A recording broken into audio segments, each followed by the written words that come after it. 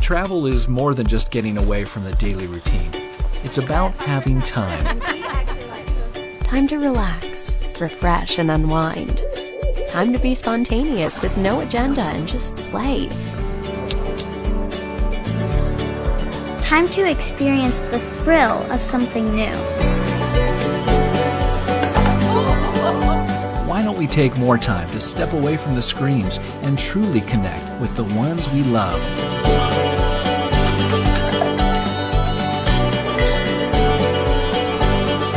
It's these moments, seeing these new places for ourselves, which we will remember over time.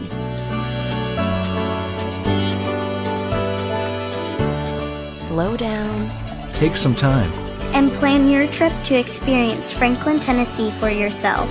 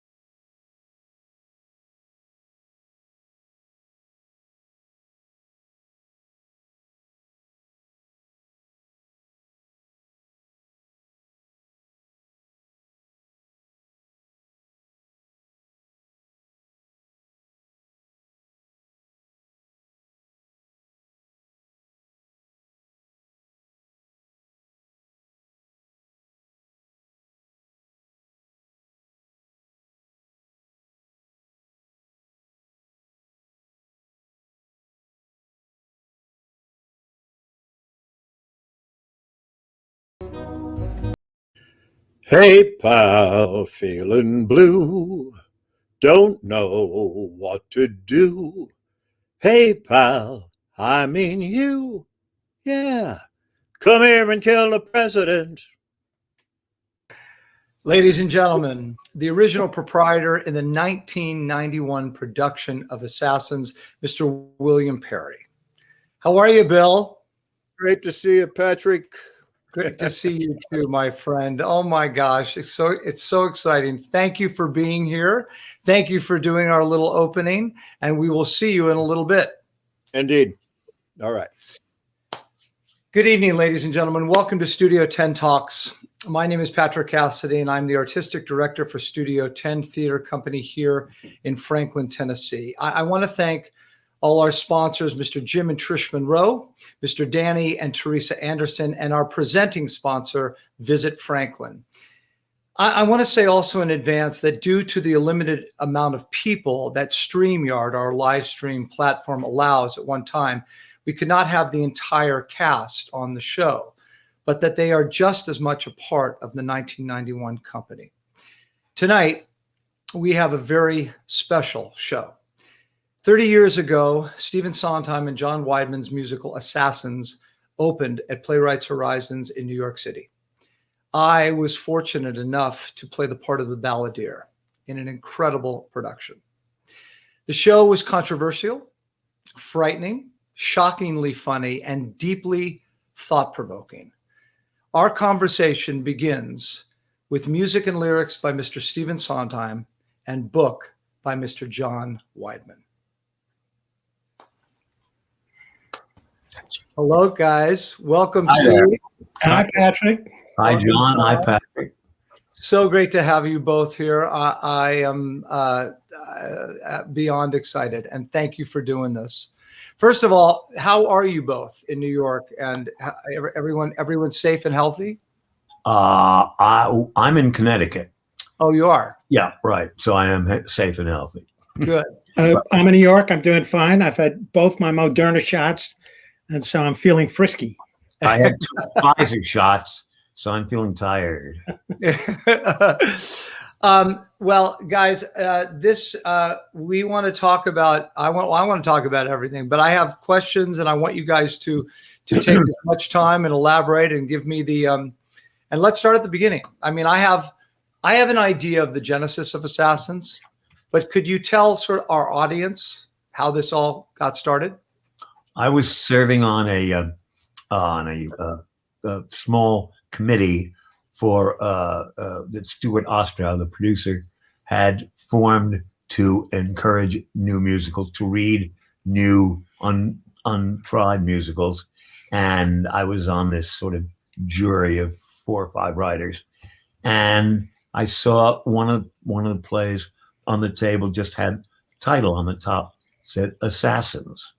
And I thought, whoa, something in me said, hey, that's interesting. And I started to read it. It was quite short, but it wasn't really very good. But what it had this idea. It was in fact about an assassin, a soldier in I guess World War II, who came out of it and he became an assassin, and he had urging him on the spirits of former assassins. And even though it wasn't very good, I just thought there's something about this that's a great idea for a musical. And so I brought it to John, because we worked together before and we want to work again. And I said, I don't know what's get, but here, just the title alone. And John got exactly the same reaction I did, which is he looked at the title and said, wow. And that stirred his imagination. Yeah, it was. I mean, Steve gave me a copy of it, written by a really talented guy named Charlie Gilbert. But as Steve said, it was a story about a disillusioned Vietnam vet who became involved in a shadowy conspiracy to assassinate the president. But Charlie's piece was decorated with a sort of cameo appearances by assassins from American history, John Wilkes Booth, Leon Czolgosz, and that was the part that really captured our imagination. This collection of individuals, some of whom were quite famous, like Booth, and some of whom, like Leon Czolgosz and Charles Guiteau, who weren't. But they. And I interrupt and say, what got us was the whole idea of assassins, because we started with assassins going right back to Brutus and Julius Caesar before we narrowed it down to Americans. Sorry, go ahead, John. No, it's because we took the idea of assassins and enlarged it as much as possible, and so that we could talk about it and come at it from all kinds of different directions. But eventually, I think it became clear from the conversations we were having that what we were really interested in writing about was America, and America through the lens of this collection of people who had tried to kill the president. And I realized as the conversations progressed that really what drew me to the material was an attempt to make sense of something which had happened when I was a kid, which was the assassination of JFK, which had never made sense to me, whether the sense was being made by the Warren Commission or by any of the other conspiracy theories that were developed to explain it. The amount of pain and grief that had been caused by this one angry man in a T-shirt in Dallas seemed to me like something that was worth exploring and writing about. And that the best way to get at that was to bring this collection of characters together and let them interact with each other and kind of poke each other, prod each other, and see what came out of those conversations. That was really the genesis of the show. And did you I've thought about, because I did so much research on it at the time, you sort of decided on these 9 people. But there were others, wasn't there? Somebody who tried to assassinate Jackson, right? Yeah. And there was, and so what made you decide on these 9? Well, we had there was a guy named Richard Lawrence, I think was his name, who's tried to assassinate Jackson. His gun didn't go off, and Jackson hit him on the head with his cane. So that was Andrew Jackson all over. And there was a guy named John Schrank who tried to kill Teddy Roosevelt, and he was delusional. He thought that the ghost of William McKinley had appeared to him in a dream and had told him to avenge his death by killing McKinley, by killing Roosevelt, who had succeeded McKinley. And then there were two guys who had tried two Puerto Rican nationalists who would try to kill Harry Truman. We sort of moved some of these characters in and out of the piece until we felt as though all the points of view and the attitudes that seemed important to us were represented by the 9 that we were left with. And then was actually, John actually wrote Shrank, and it was in a reading was performed by Christopher Durang, played the part. Yeah, Chris, it was a small part and was kind of one comic scene. And, Chris was a brilliant playwright. Afterwards, after the reading, basically cut himself from the show. He came over to us and said, I'm not sure this piece is really essential in order for you to deliver what you're trying to deliver. So that was the end of Chris Durang and the end of John Shrank. Okay, when you start crafting a show, how does the collaboration process work between the two of you, and how long does it usually take? Well, usually, it differs obviously from show to show. We just do a lot of talking before writing. And usually what happens with other collaborators and with John on Pacific Overtures is he will write a scene or two, and then I will absorb it and try to get into his language, his tone, and his style, and try to write the songs into his work. And this was an unusual case. We talked about the show for months, and then John was reluctant to show me any given scene at a time. And he said, just wait a bit. And then one day he sent over virtually a completed script with the entire book, much of which we talked about and some of which he just invented anew. And I've said this many times in public, and I'll say it again. Reading that script up here in Connecticut was, I guess, the most exciting moment I've ever had in writing. It was, I actually started yell into an empty room. I just thought it's the show you were in, and, obviously there have been some changes since, but John just knew everything that he was going to do, and he did it. I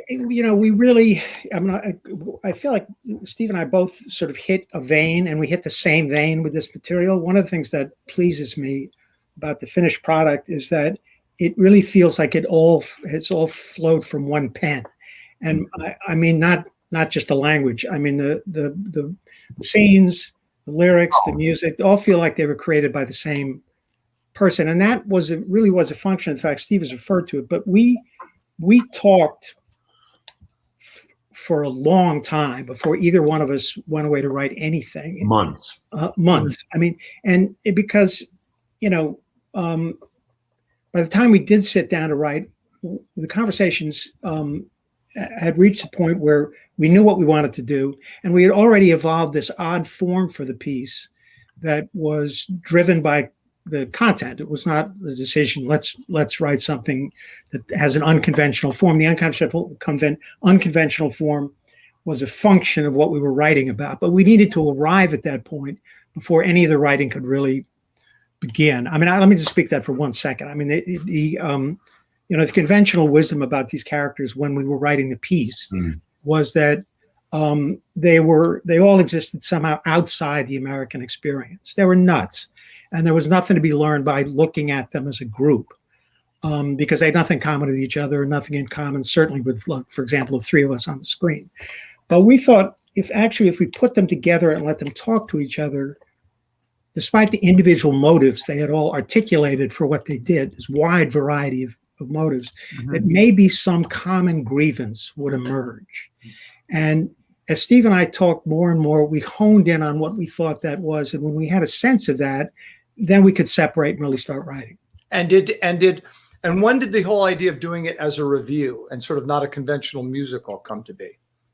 Well, it just arose by itself. I mean, there was no plot, and when you're going to deal with all these characters over the course of a century, I mean, there's no other form it could have taken. Right. And one doesn't even think of it as a review, but by that time, shows company is, if you want to look at it, is a review. That is, if there's no plot, then you can call it a review. Right. But that's, I would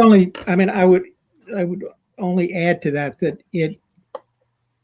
the show has an unconventional structure, but it has a very deliberate architecture to it. I mean, we bring all the characters together in the first scene, then we scatter them, then we let them interact with each other, and various interactions result in somebody being provoked or prodded into attempting to kill the president. That character then disappears from the piece.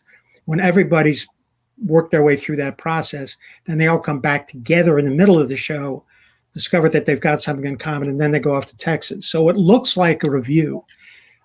In fact, has got, as I say, it has a very deliberate architecture, and you could not move any of the pieces around the way you could in a review. Everything is where it needs to be, and if you put it someplace else, the momentum of the piece would collapse. So Right. it's okay to call it a review, but the book writer sometimes becomes distressed when that word is used because it's not entirely accurate. I actually heard, John, I didn't hear actually review. I heard reviewsical. That's the word I had heard. It's like a reviewsical. And I thought, well, but reviewsical. everybody in the show business wants to categorize. They want to label something so that they can, quote, understand it. And so there's no label for it. It's just what it is. No, Steve's absolutely right. I mean, it's labels are sometimes applied to things retroactively when all you're really doing is sitting down and trying to create a theater piece that's going to be a compelling experience for the audience. I mean, we didn't think of what the form was, except that it was the form that it needed to be to tell the story we wanted to tell. In those years, I mean, that form was in different ways used. Chorus line is its own form, but also does not have a through line plot. As company, I think company's probably the one that started it all off in the commercial theater. Anyway, I can assure you that off Broadway there were plenty of plays and music that were screwing around with a form, and you don't think of the form. Content dictates form, and that's what as John said, the way to stimulate these characters was to let them talk to each other, even across a span of 150 years. Well, let's talk about the 9 Assassins. They're a mixed bag. Were there some characters who were harder to write than others? Were there some? There they are. Were there some? John will have to answer that. Were there some that came easy? And of them all, who was the most challenging?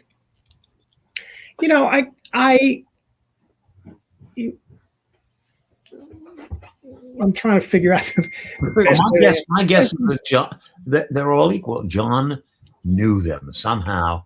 Yeah. Their voices, John speaking through them seemed, I don't know how difficult it was for him at home to write, but it comes through as easily as just meeting a group of people at a cocktail party. I did a significant amount of research. There's some of these characters you could read about forever. Booth, Lee Harvey Oswald. Some about whom very little has been written, like Charles Guiteau. Some who 30 years ago when we wrote the piece really only existed in newspaper clippings, like Sam Bick. Although there was one very useful book written by a guy named James Clark. It was a very smart book that had sort of gathered together most of the information that was required. But I guess I would say that the trick, one of the things that I loved about working on the piece was that you looked at these 9 people and no two characters were alike. I mean, each one of them brought a kind of a different style and a different point of view and a different tone and a kind of a different gravity to the piece. And so, the trick became to find a marriage between something that was genuinely honest about the character and then a style for that character, because we needed to change tones and attitudes as we moved from one scene and one song to the next. And so you always wanted something or somebody who was in a kind of a startling way different from the person you just spent the last 8 minutes with. And, I mean, when Sam Bick walks out in Santa Claus's suit and sits down and starts talking, that's like a whole new guy, a whole new attitude, a whole new point of view. And you've been, you sort of forgot. John, did you get the voices? Did you get the voices from the fact that is, say, you would do research on Czolgosz and then know that what he did informed in some cases. I mean, somebody like Guiteau, Guiteau was deeply, to use a layman's term, Guiteau was crazy. He does seem to have been crazy in this sort of bubbly, effervescent way. But he wrote and spoke in public, so he was somebody you could latch on to that way. Yeah, but for example, there is an actual recording that Sam Bick made on his way to the airport where he was going to hijack the plane, and the tone of Sam Bick, he's depressed. He's kind of it's sort of a heavy, depressed guy in a car who's about to do something that's going to be awful. And what I wanted to do is to take what I thought was truthful about that character, but to push it through a different lens, not just to make him entertaining, but the kind of ebullient Sam Bick who appears in the show, I think is an authentic Sam Bick, but I don't think is anything like the Sam Bick that you would have met if you met the actual Sam Bick, as he got in his car to go to the airport the day he was going to assassinate the president. That would be true. Every one of them. Yeah. They I could see them sitting in a room and saying, "That's not me," Steve, what John was saying about them all being their own individual is you do that in the first number musically with all of them. Each entrance of each character, of each assassin, is very different musically than the next one. Yes. I took them after John had written them, and so I took them that way and thought, okay, an opening number should introduce the audience to all the characters you can. And so I thought I'll make little, what should I say, vignettes for each of them in their own characters. So the actor would know what to play, because that's the way you should write character. You have to write it as if you were the actor playing the part. And John had made them so clear, and their tones so clear, and their diction so individual, that it was not hard to do, but I wanted to do all of that as a kind of hors d'oeuvre platter for what you were going to see for the next hour and a half. And that was the intention of the number, and that's what the original number was much longer. Long, and then I watched John's eyes glaze over. I thought, well, you also because we ended up staging it, you also wrote an alternate opening, which was the flag song, correct? Yeah. Well, that was later, but that was when Jerry was directing. Go ahead, John. Well, I was going to say, I mean, it's an amazing song. Oh, you can find it on YouTube, folks, sung by Raul Esparza. If you ever want to hear it, it's spectacular. But we had, Steve and I had made a deliberate decision that the entire show was going to take place sort of inside the dark, claustrophobic world of the assassins. And that's what was going to be on stage. And when we got in rehearsal, I don't remember what drove the conversation, but Steve and Jerry and I wondered what it would be like if the opening number started essentially outside the assassin's world, in the world that we all live in. And then the show then moved from that world into the dark world of the assassins. The flag song was a way of doing that. I mean, it was set on a contemporary street corner, a bunch of contemporary Americans standing behind a sawhorse, waiting for a presidential motorcade to go by. And some of them are excited, some are annoyed because the cops won't let them cross the street, and as the president approaches, these different characters fall into one sort of nuanced idea that approaches patriotism, I guess is the way I would put it. And we listened to it. Well, you guys sang it, and it's an amazing song. Incredible song. But it felt after listening to it, it felt like, you know what? Given where the show is going, given everything else that happens after the opening, we're better off with the opening that we started with. That the flag song would have been hard to move on from the flag song into the rest of the show in a way that, we could do it sort of effortlessly with the opening number. About the carnival setting, which incidentally was Charlie Gilbert's idea. His original play, Assassins, took place at a fairground at Carnival. So that was not our idea. We took that from Charlie Gilbert because that seemed right. In fact, that was the major thing that we took from him. Yeah, that atmosphere, the idea of a carnival, the idea of shoot the prez and win a prize. That's his. That attitude, which informed us, right, John? Yep. I mean, no, absolutely. Savage attitude. It's a violent attitude, and it's an ironic attitude. It's all the qualities that makes the show what it is. It's also fun. It's also funny. Yeah. Shoot the prez and win a prize.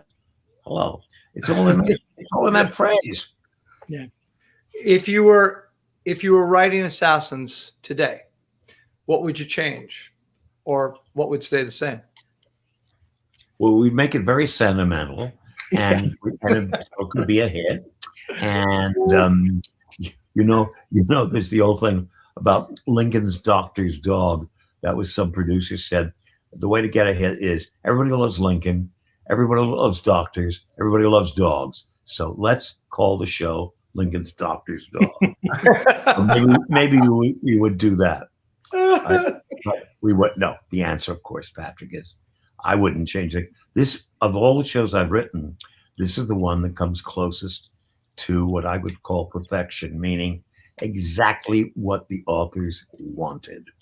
I can't think of anything in Assassins I would want to rewrite except one musical thing. And I've never had that experience with a show before. No, I agree. And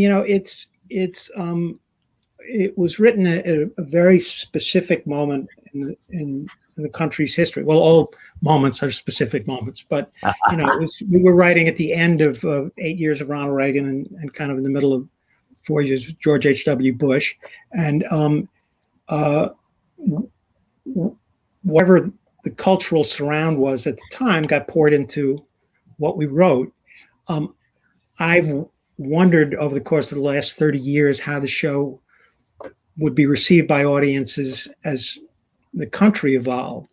And I remember, going to see the first performance I saw after the election of 2016, wondering whether Trump's election or how Trump's election would affect the way in which the audience took the show on board. And there's no question that the relationship between the show and the audience was different in certain ways, but it still felt to me as though Steve and I had written the show 2 weeks ago. The show seemed as relevant and contemporary as it could have been, and that was both.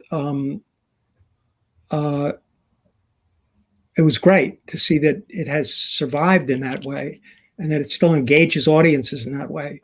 The fact that the issues that it wrestles with 30 years later are still being wrestled with is maybe. But the big difference is that the relationship between the balladeer and the Assassins in another national anthem, it's all reversed. I mean, those people are the majority now instead of the angry minority. They're the angry majority, or if not majority, close to.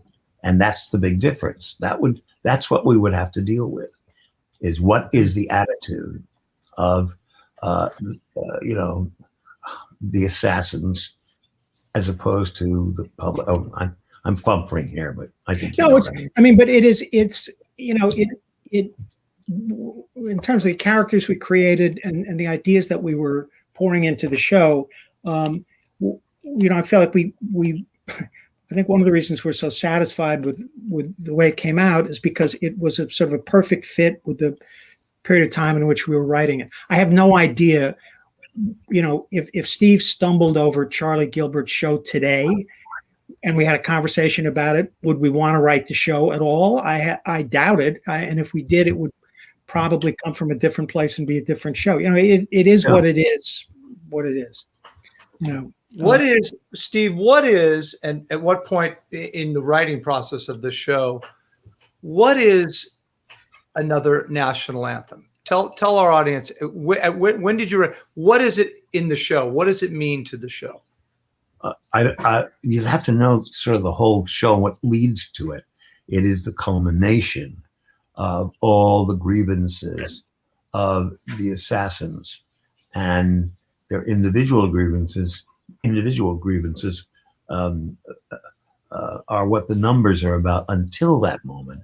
And until that moment, they coalesce.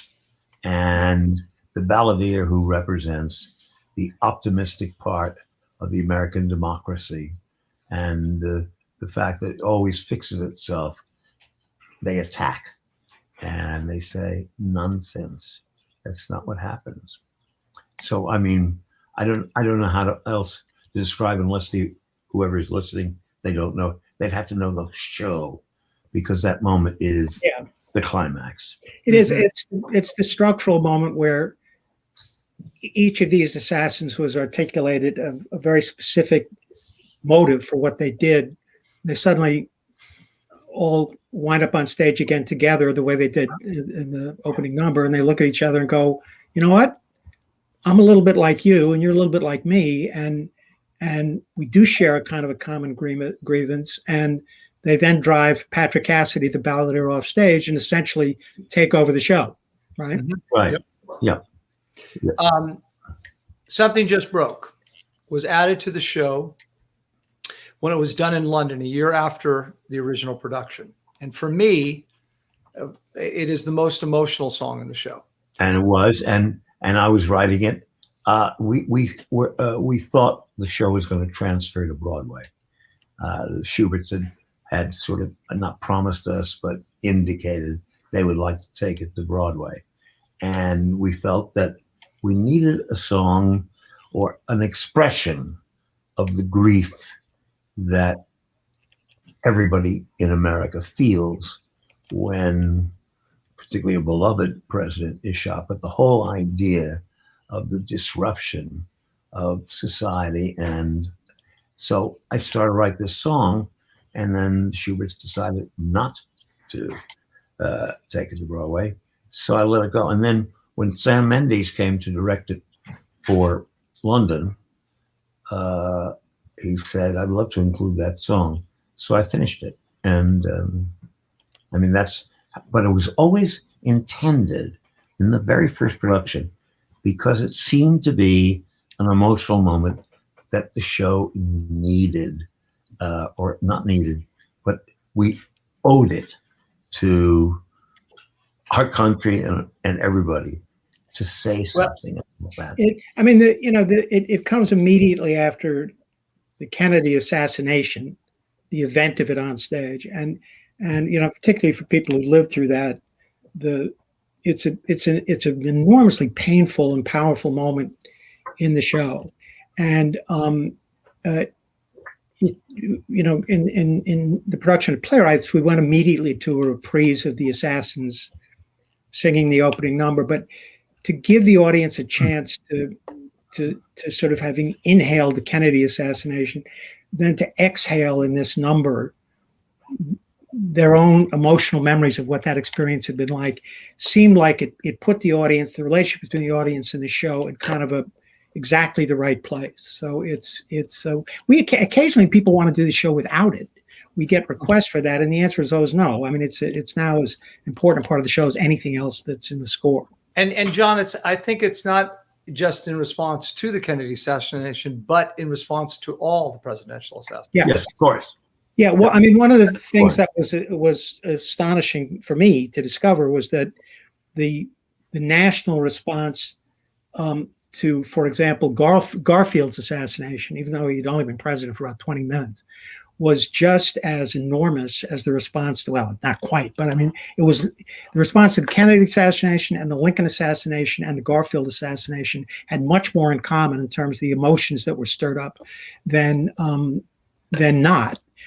Despite the fact that Garfield, when compared to Lincoln, was obviously a president.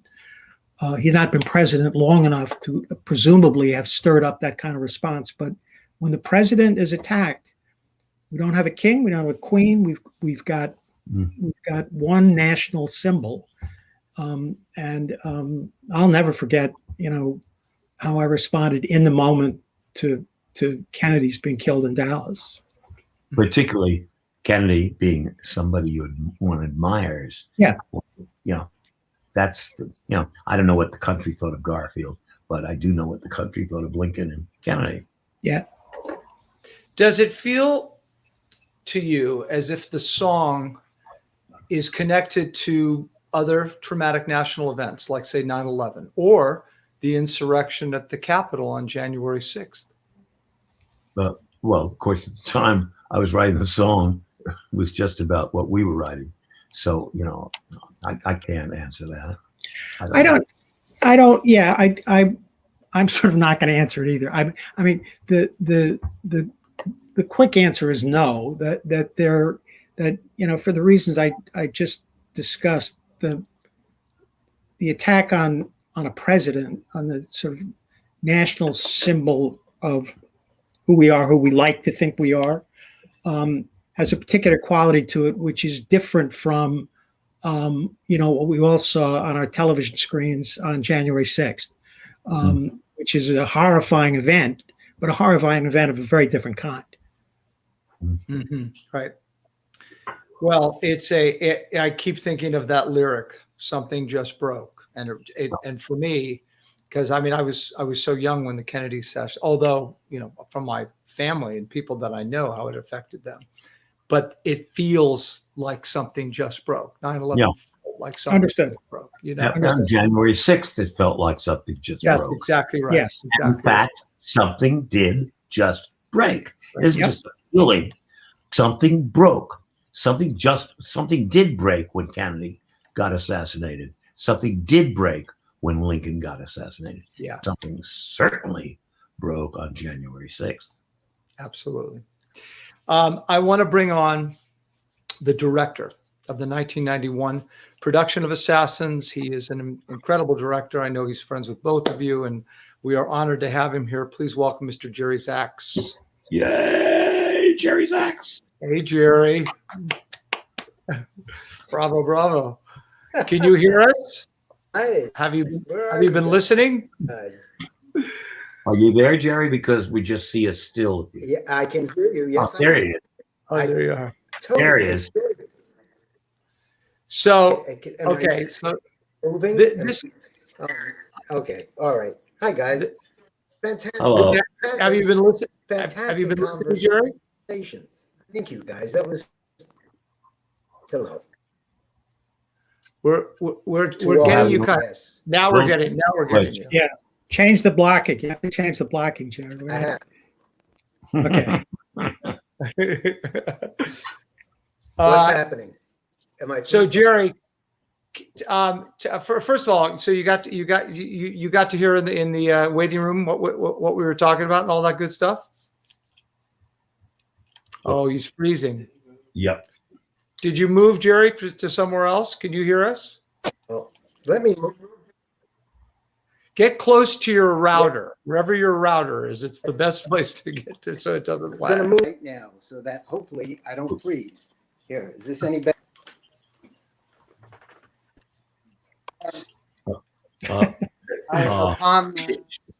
Isn't Zoom wonderful? Yes.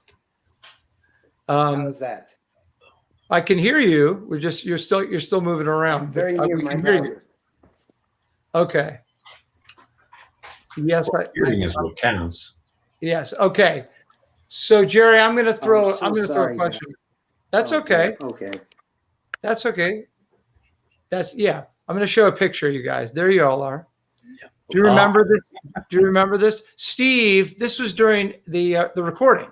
Had you broken your ankle? Is that what happened? I had indeed. I'm And, going I'm to trying to go back remember. to where I I've broken my ankle so many times.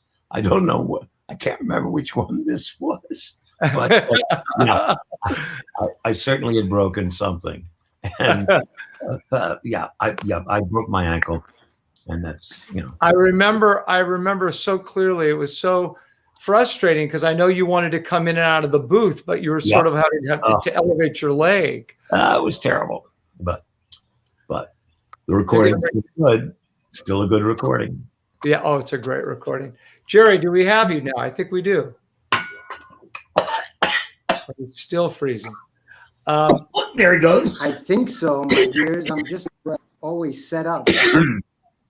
We're hearing you now. Yeah, I'll tell you what, Jerry. I'm gonna ask you something. So just you give us the answer.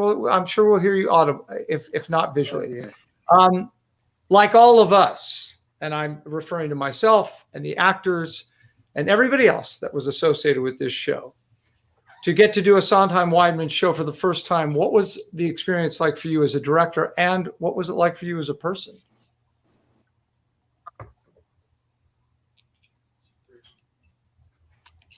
Did you get me? It was exhilarating. Can you hear me, Patrick? It was an exhilarating experience. Yeah, I remember vividly. Can you hear me okay? I can, yeah. I remember vividly reading the script. John and I had collaborated on Anything Goes a couple of years before Assassins, and he said, "Well, Stephen, I want you to read this," and I did, and my reaction was the same as theirs. It was, whoa, whoa, and I laughed an awful lot in spite of who the characters were and what they had done. I laughed a lot. And I couldn't wait to dig into it with Steve and John.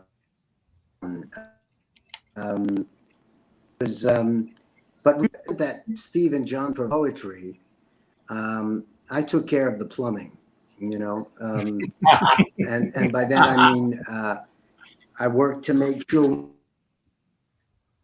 we could get from one point to another, and the rate of new ideas was significant enough, and most of all, my work with the actors was what I remembered, because I had a great group of actors, including you, Patrick, and that's been my pride and joy ever since I started directing, is be the best that they can be. And this material was so fertile, and I knew it was going to be great because on my way to Steve's meeting with him, I was very nervous.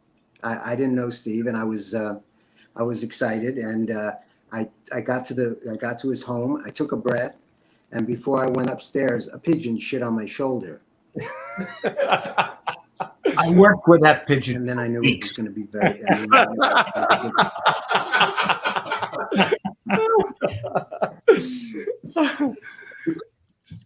So, and for you, I mean, it's interesting because anyway, no, we had a great time. Steve and John talked about how much they talked for months before they even wrote anything. Just about how long did you talk with them, but prior to anything? I mean, did you have many conversations with both of them? I think not a lot. I don't think we had a lot. We had several meetings. I think, John, help me remember.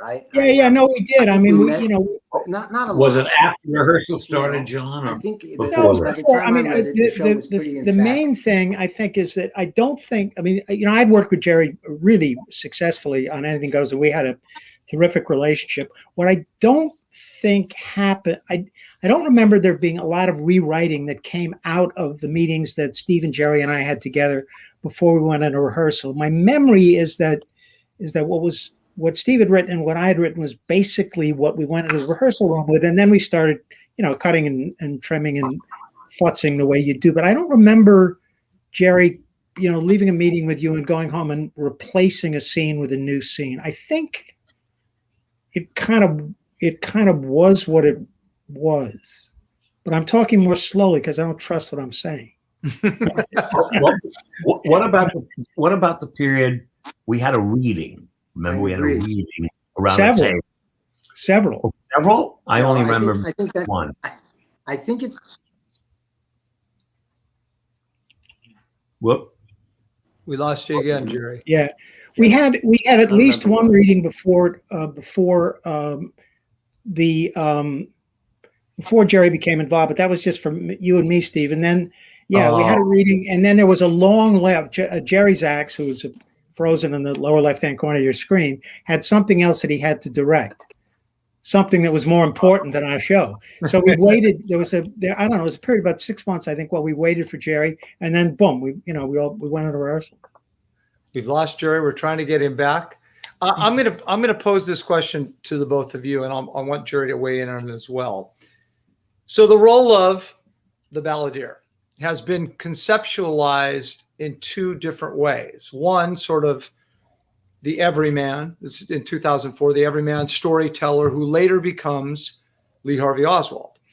In our production, in the 91 production, I played an American folk singer type like Woody Guthrie or Pete Seeger. And thank God, because I am dead wrong to play Oswald. What prompted the choice for the 91 production?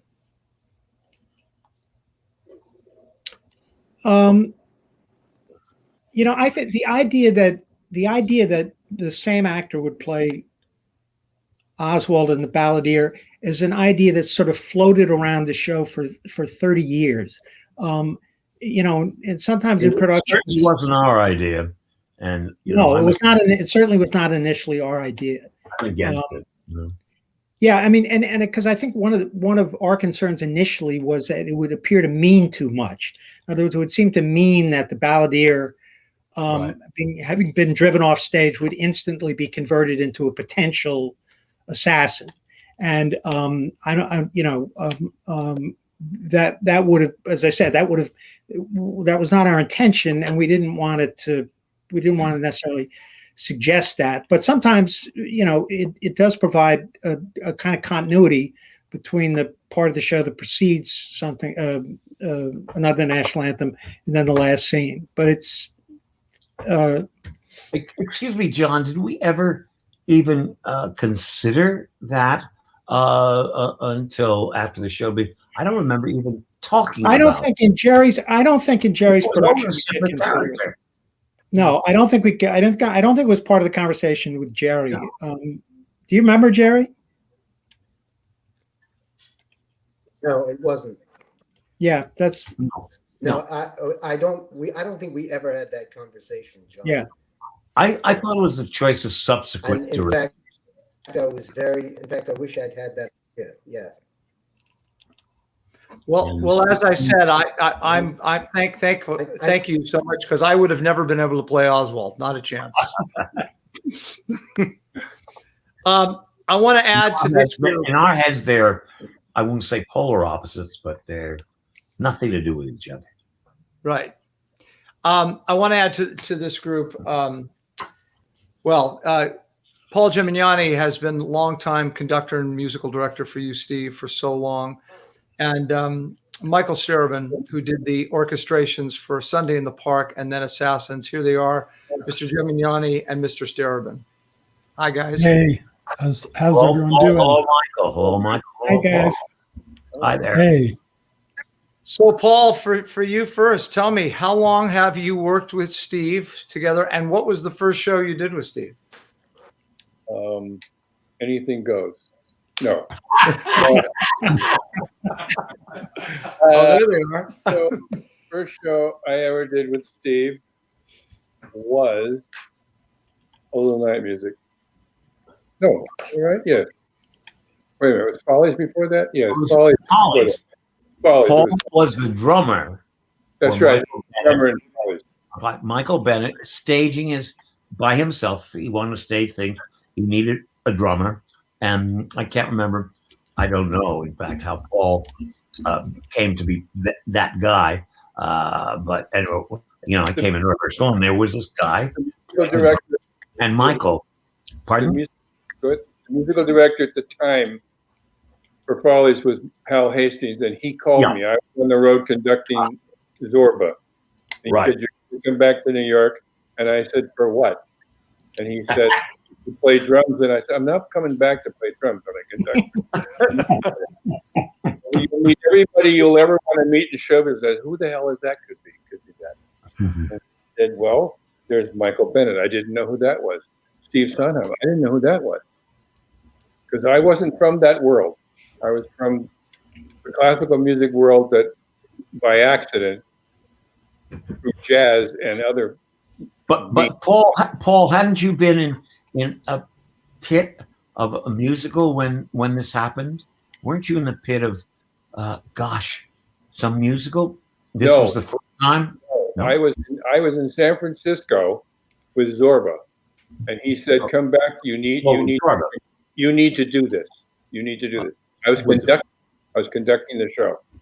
Was Zorba the first musical that you? Yes, because I went on the road with Cabaret, which was the first one. Hal told me, "Well, you'll be assistant conductor and drummer," and I didn't realize, because I didn't know anything, because I'd never done a show before, basically, that assistant conductors on the road are basically sitting in their seats for the rest, unless somebody shoots the guy. You're never going to get up. Back to Assassins. It's not going to happen.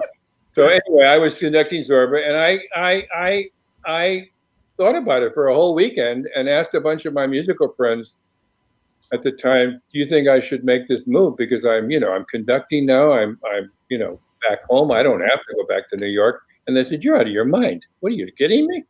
Go back to New York." And that's how that happened. Wow. They Michael, so I'm glad, Jerry, you're back. I think we've got you fully now, Jerry. Yes? I think. I pray. I see all of him. We'll see. He's smiling. So he's moving. So Michael, okay, I didn't realize just how old you were when you orchestrated Sunday in the Park. It was mine, but 26 years old, is that correct? 26, yeah. I thought he was 16. Yeah. So I felt like it was 16, yeah. And then of course Assassins. Now, when you start, Michael, like when you started to orchestrate Assassins, how often would you go to Steve? In other words, with ideas of, okay, I want to add an instrument here, or I'm thinking about this, or do you just do it and then present it to him? You just do it. I mean, I get asked that all the time. Do you have all these discussions? And this isn't just Steve. You just go do your job. And then you get half of it wrong, and then he hears it, and then you have to fix it up. But the consultation is, not particularly involved. But this show is this production was unlike any show because we didn't orchestrate that production. We were doing it like a workshop. Paul was playing percussion. Paul Ford was playing piano. I was playing synthesizer, breaking in new software as I was doing it. So, which for a show that has such a wide variety of musical styles, it was like just something to hold our place. So when the show didn't move and there was a chance to orchestrate it, I kind of needed a huge recording orchestra to cover all those styles. And because I was so young, I didn't really realize how I could do that with a regular sized Broadway band till in 2009. Except I have to say, I am so glad that you didn't realize. Yeah. That is one of the brilliant orchestrations I've ever heard. And I have to say, it was the show closed at Playwrights, and we all went into the studio a week later. Right. And heard what Michael had done, and it's still one of the most emotional moments in my life. Absolutely. Unquestionable. We should have Zitz probes on closing night all the time. It's always such an emotional event, and to have it after closing is very satisfying. I gotta tell you, when I started to write the score, I thought, ooh, I have a brilliant idea. Bullet shots will be the percussion for the show. Everything. Oh.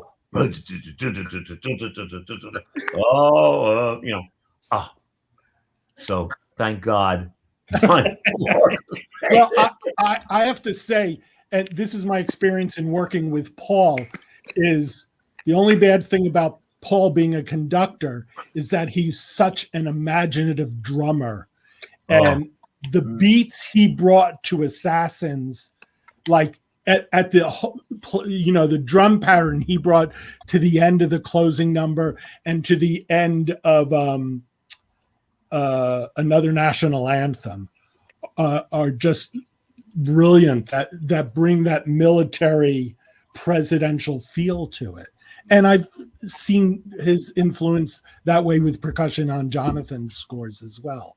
And so it's really remarkable. Well, I told all of you this, but I want to tell it to the viewers. I came out of the show one time, and we had anybody and everybody in that lobby because it was playwrights, right, and everybody wanted a ticket. And there was Michael Rupert, who we all know is a wonderful performer and a great musician and has written too.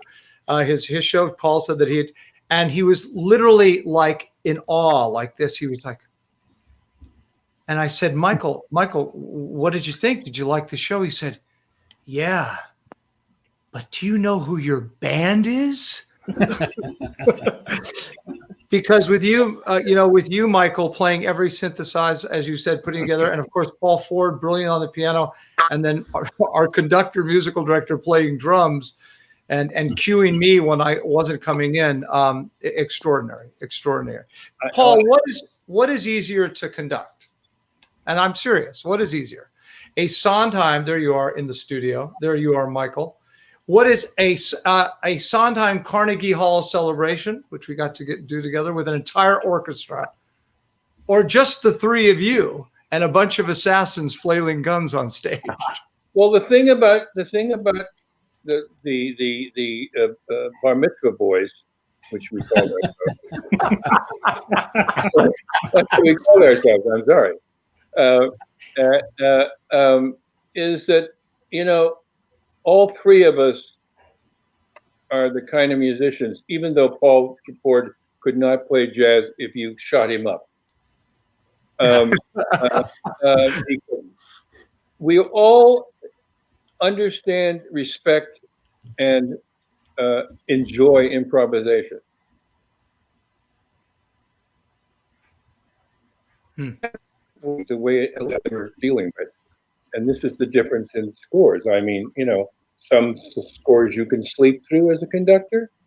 Some scores you can learn a pattern and go off sometimes and come back. I'm talking about shows now, not other scores. Not Steve, and not the subjects that John and Steve and you and Steve and everybody else that was written with him. Right. Because they're investing. You invest yourselves in them because they invest themselves in them. They're humanized. Things you were talking about before, talking about what those guys wrote, and these characters. They wrote characters that you started to care about and thought, what am I doing? What am I caring about? How can I care about these people? They're monsters, which led you into the whole finale of what happened and how terrible it was. But you understood it on an emotional level, like film gets you without you knowing it because they have other devices. This is pure language and music. So there is nothing hard about a Sondheim score because it's all there, and all I have to do is do this, and the next thing. I'm sorry. I know exactly where to go. What? Because of what he did. Yeah, the playwriting choices are so clear from Steve that you know what to do because it's so clear what he wants it to be. And you're able to do it from your heart, which is the other. The freedom of their writing is filters down to you. Yeah. And So- because of the way that those two artists are about their own material, humble and willing to take a jab. I mean, willing to say, I don't understand what this is, and talk about something, because the end result is all that matters. The end result is all that matters. What I'm trying to say. Very nice to get these compliments, but I got to say, Paul and Michael are not unique, but are almost unique in being skillful at what they do, but understanding what the theater is about. Paul conducts for the stage. Michael orchestrates for the stage. They understand what the tone of the scene is. And that it's not, well, it's rare. It's not unique, but it's rare. Yeah. And I have to add, and I think Paul agree with me, one of the fun things of doing that original production was sitting for all 30 performances and listening to that final scene in the book depository. And listening to Victor do it night after night. It felt like the whole show was a roller coaster doing little dips, and you got to that scene and now you were on the big fall. And you felt the audience sliding down with you during that scene, and just sliding in. It was just the most wonderful thing to hear every night. It's so true, Michael. Victor knows how to command the stage. He certainly does.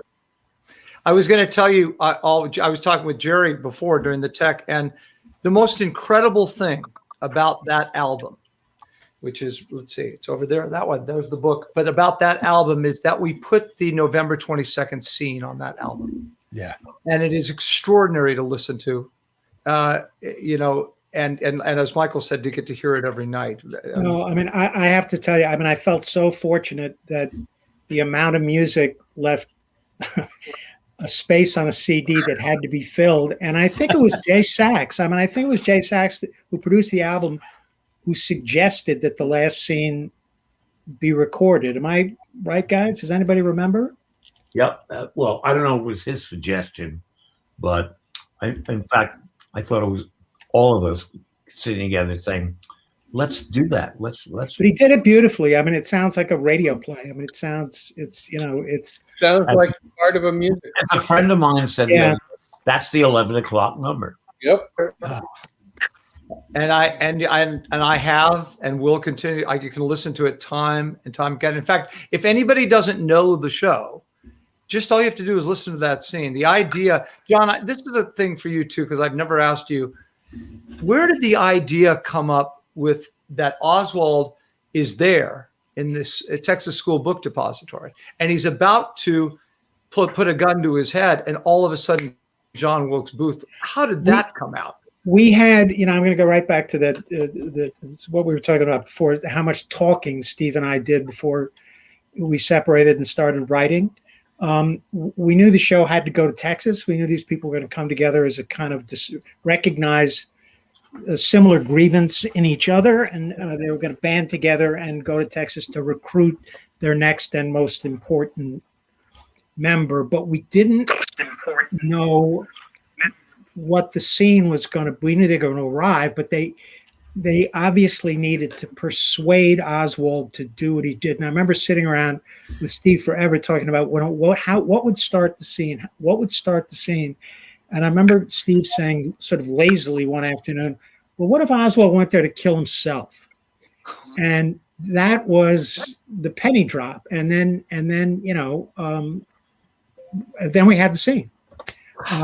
And it, you know, because it required the assassins to persuade Oswald, to talk him out of that, to persuade him into shooting Kennedy instead. It required them to lay out an argument which retroactively made sense of everything they had done in the earlier part of the show. So it you know, if we hadn't hit on that, I don't think we'd be having this conversation now.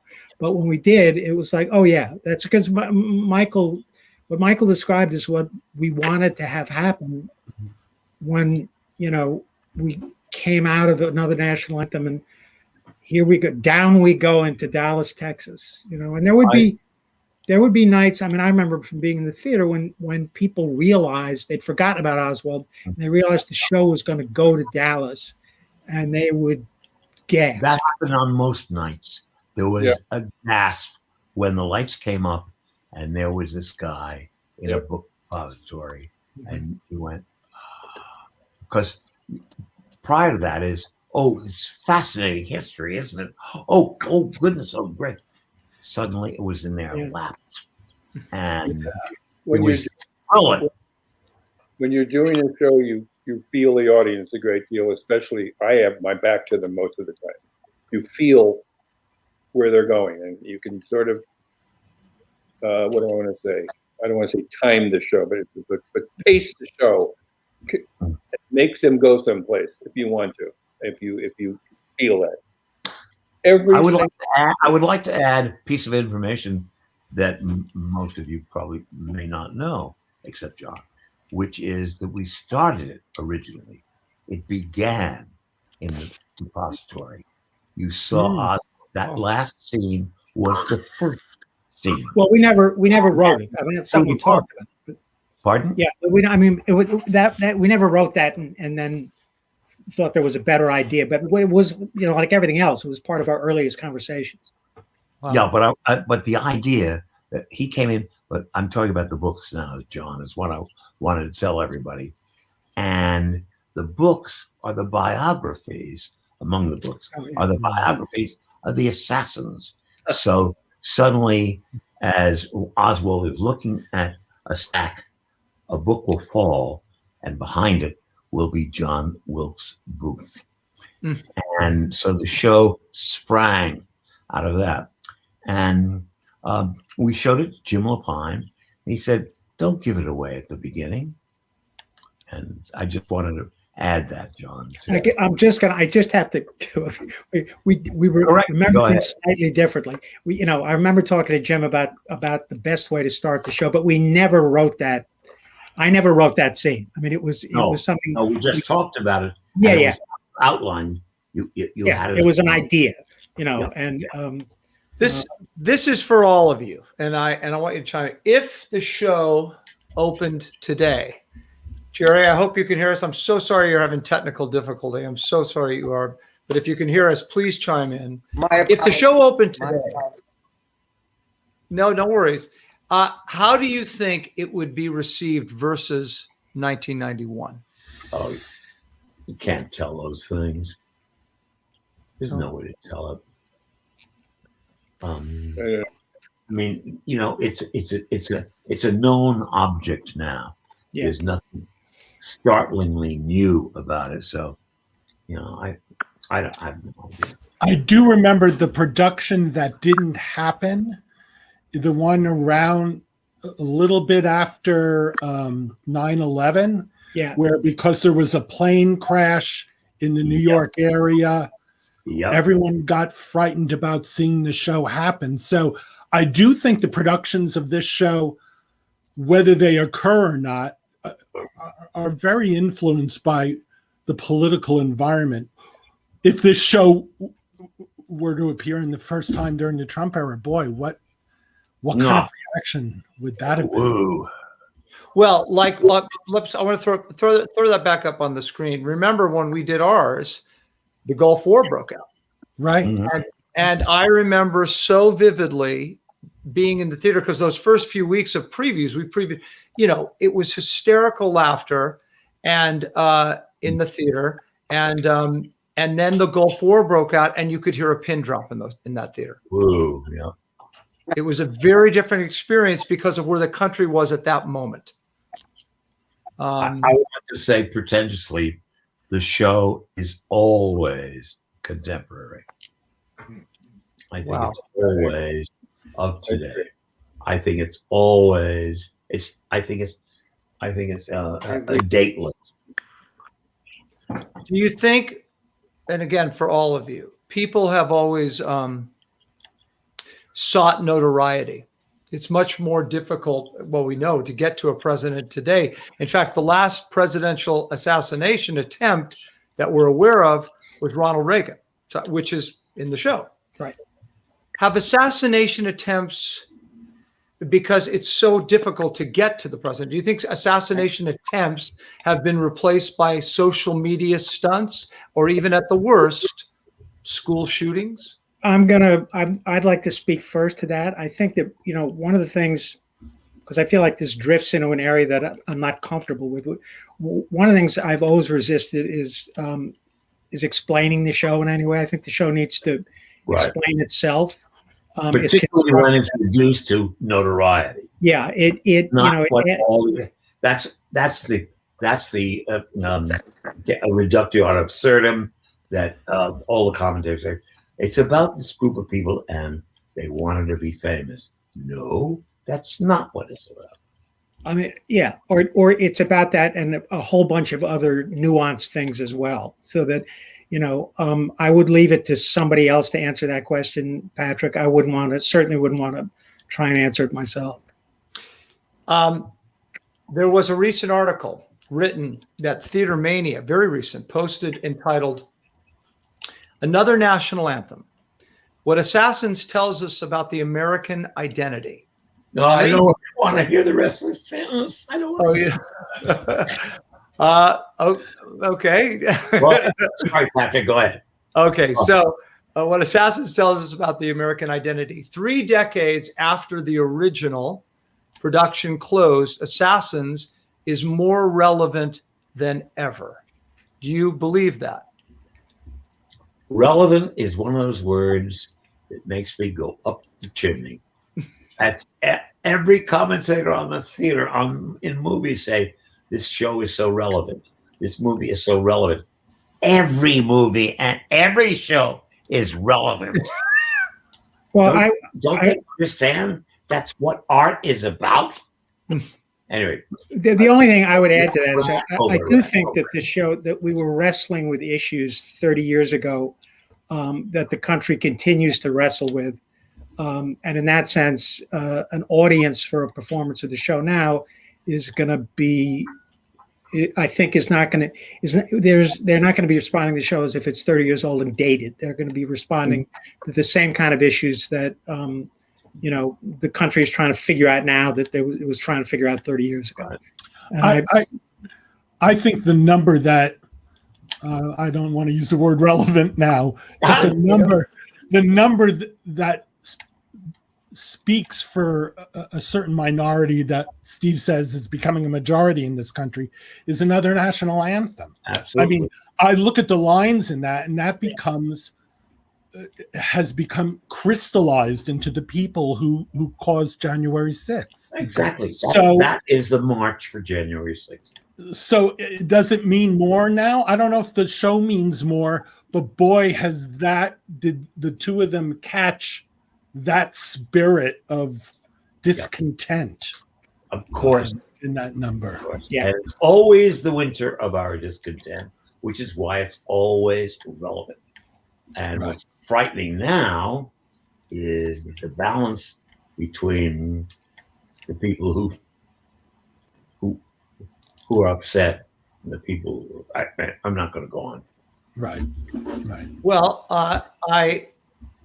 I have some surprises. We have a few surprises for you, Steve, for you, John, for all of you during the show tonight. So I hope, because we're gonna move on and we're gonna get to some of the actors. I hope that you guys continue to watch. But first, Michael was kind enough to help us out with a little simple piano track that I provided for him, and I asked both of them to do this. In fact, I begged and pleaded with Greg to do this, and he did say yes. And Annie competently also said yes. So singing Unworthy of Your Love, our John Hinckley, and our Squeaky Fromm. Greg is going to do, oh, wow.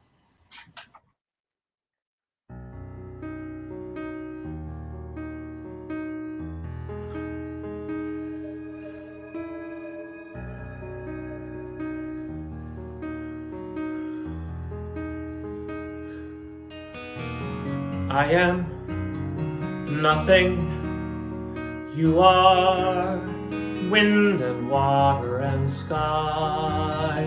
Jody, tell me, Jody, how I can earn your love.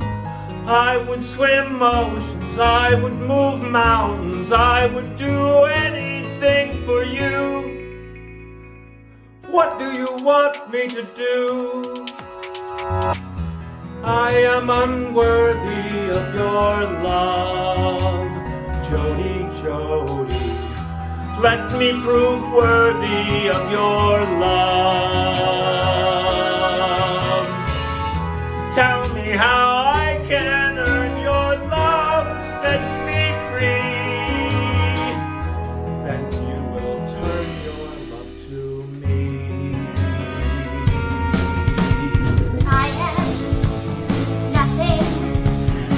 You are wind, devil, and God. Charlie, take my life and my body for your love. Let me feel fire, let me drink poison. Tell me to tear my heart in two. If that's what you want me to do. I am unworthy of your love, Charlie, darling. I've done nothing for your love. Let me be worthy of your love, set me free. I would come take you from your life. I will come take you from yourself. You would be queen to me, not wife. I would go marry hell. Baby, I'd die for you. Baby, I die for you. Even though I will always know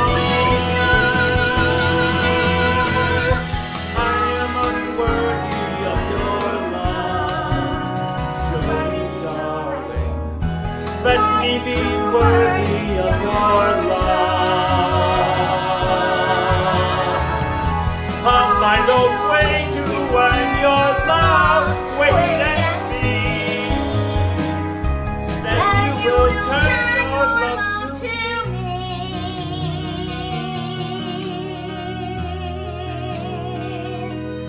Your love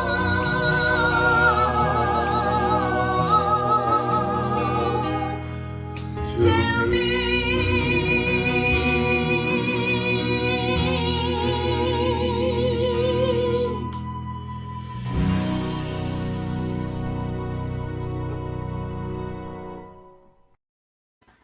Please welcome Yeah, both. Mr. Greg Germann and Miss Annie Golden. Great, guys, great. That number is not supposed to make you cry, but it made me cry. Hi, guys. Well done. Thank you both. That was great. That was great, Annie. Thank you, Greg. Thank you, Annie. I'm just thinking of Paul Gemignani's comment about improvisation. I'm remembering probably how much improvisation Paul had to do while I sang that song.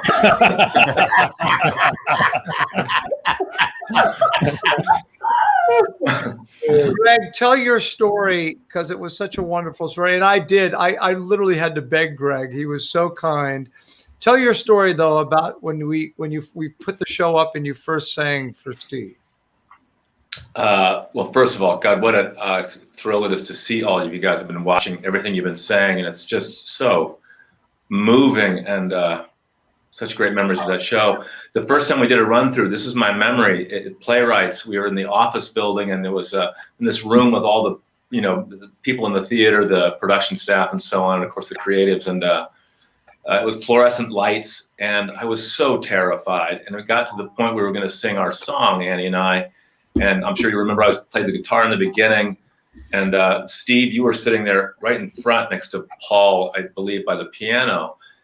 And I looked back and I could see the cast standing in back of the whole crowd of the people of the theater. And I could see them all standing there, and the look on their faces said only one thing. It said, "This is your last day, Greg. It's over. We love you, but it's over." And so I sang the first part, and I kind of stand up in the middle of that and start singing. And then Annie, thankfully, came on and was brilliant. And moving as she always is and still is. And then we sang the duet together. And when we got to the end, Steve, you stopped the run through, you jumped up and you hugged me and you said, "See, you can do it." And that was really one of the most generous lies that was ever told to me. No, but it was really, truly such a generous moment, and I'll just never forget it. Never forget it. Us too. Annie, do you have anything you want to say to them before we get on to you guys? I don't see any. Annie, can you hear us? Oh, yeah, there she is. She's there, but she's frozen. Yes, she's frozen too. She might have to sign back on. She's just frightened. She's just frightened. Guys, is there anything that before Jerry? I'm so sorry that you've had technical difficulty. Although now we see you, you're animated. I so apologize. No, it's okay. It's okay. It happens. It's the unfortunateness of this medium that we now live in. And I was going to say, Annie, do you have anything? Are you working? Do you have anything you want to say to them now that you're here? Here. She's freezing too. Okay. I'm right here. There you are. I'm Okay. There you go. So, do you have anything? I was going to say, do you want to say anything to Paul or Michael or Steve or John or Jerry or anyone? just thank you. 30 years later, thank you. I mean, still crazy after all these years. If you were ever going to write a song for a soprano and cast me, she damn well better be called Squeaky.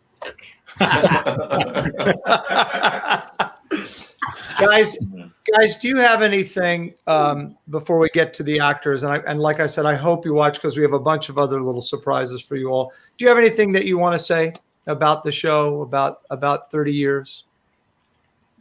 Not me, no. I'm glad we did it. John does. Yeah, I would just, it was thrilling to listen to Greg and Annie sing that song. It's the show is enormously important to me personally, more personally important really than anything else I've ever written. And the fact that it was so beautifully done the first time and that it has continued to find audiences is hugely satisfying to me. And this experience is part of that. Agreed. It was fun to write. It was great to write. It was satisfying to write. And then to see it put on by this cast and under Jerry's direction, and everything except the Schuberts was great. Isn't that always the case? Why do I think that statement's been said before? Oh my gosh. I cannot thank you enough, Steve, John, Paul, Michael, Jerry, again, sorry about the technical stuff, for being here and for starting this and for being a part of this. You have no idea what it means to me and the rest of us and to our theater company and to the theater itself. Please continue to watch. I hope you all do. Steve, I hope you do, because we have other surprises. Hey, I think we should thank Playwrights Horizons. Yes. Absolutely. Yes. Andre Bishop and Ira Weitzman. Absolutely. Yes. I mean, maybe other off-Broadway places would have taken a chance on us, but the support they gave us, the enthusiasm, and making it, quote, easy for us to put on the show. They deserve a hand here. Wonderful working atmosphere. Yeah.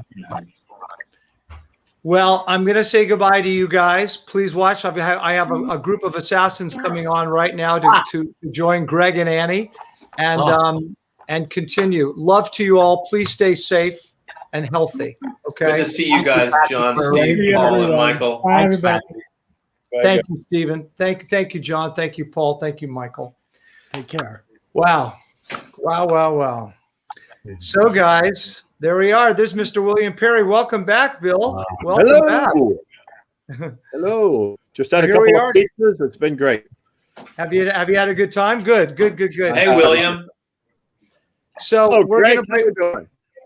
we're gonna bring on one more of us, or actually two more. What I feel like, Annie, I haven't even said hello to you, but I feel like we've been working together for weeks. We haven't even said hello. But anyway, go ahead. So let's see, who do we have coming on now? Oh, we have Mr. Eddie Korbich who's going to join us right now. There he is. Hey, Eddie. Hey. Hey, guys. Hey. And our final assassin for this segment, we have Mr. Jonathan Hadary. Say hello. Hey, guys. Jonathan. Oh.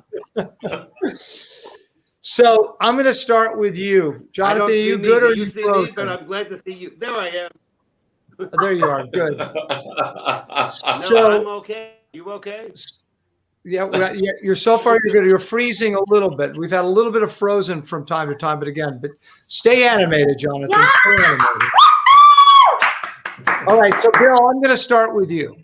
First of all, how many Stephen Sondheim shows have you originated? Oh, you're asking me? Yeah. Three, four. Yeah. Four. Sunday in the Park, Assassins, Roadshow, and no, four. Yeah, four. For those of you who don't Sunday know, in the Park, Assassins, Passion, and Roadshow. Wow. Wow. And in Assassins, you played Gerald Ford, hysterically, I might add. That's the only reason I got hired. John Weidman, one day, I thought we were a little bit into the run. It was a short run. And I was getting to know John a little bit, and getting a nice congeniality with him and feeling comfortable with him. And I was walking out of the theater one day, and he said, "Hey, you walking out? You want to walk want to walk a few blocks?" I said, "Yeah, great." And he went, "Yeah." He said, "So, how you doing?" I said, "I'm fine. It's good." And he said, "Boy," I said, "Great. It's so good that you look like Gerald Ford." And I said, "Oh." That was it. And he went, well, no, I mean, you're doing other really good stuff, but no, that's and I thought, well, you never know. Well, you not only played that, but you also played a bystander who sang about witnessing Giuseppe Zangara and his attempt to assassinate President Franklin D. Roosevelt. And in the opening number, you played the proprietor. Now, there you are. In your opinion, who is the proprietor? I mean,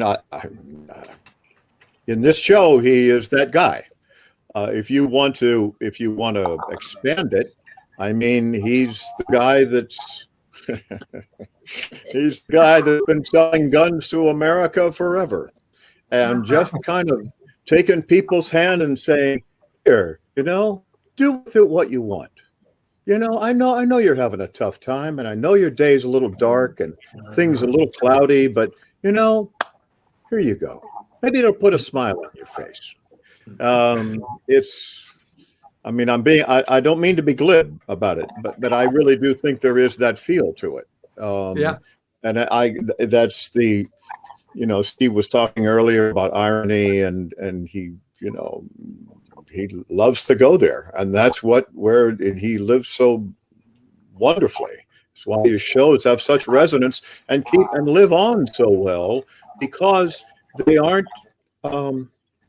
they don't have simple messages. They have complicated messages, and they work really well that way. They have lasting power extraordinarily well that way. So it's a long answer to your question, but I know I completely agree. And I mean Annie, for you, I was thinking. So you played Lynette Squeaky Fromm, okay, part of the Manson family. Now, the first time that you heard "Unworthy of Your Love," there you are with Greg in the studio singing it. The first time that you heard "Unworthy of Your Love," what was your reaction about who and about what you were singing about?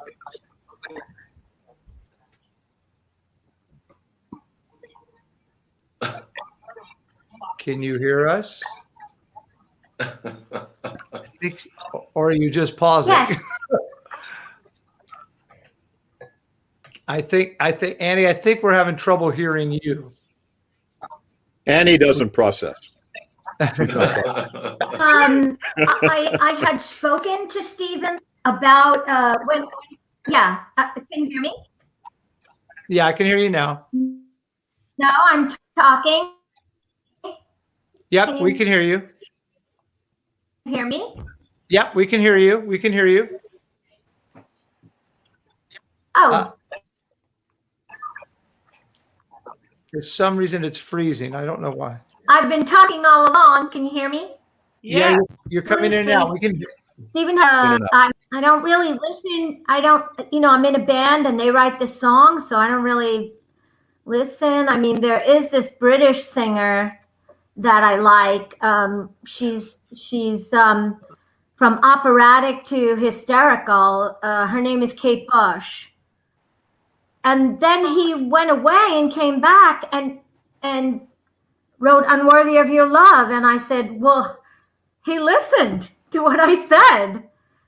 And Paul Ford told me that he did investigate for Stephen, Kate Bush. So, but when you sang it, Annie, and you realized that you were singing about your undying love for Charles Manson, and you heard that song and you heard that lyric, what was your reaction to that?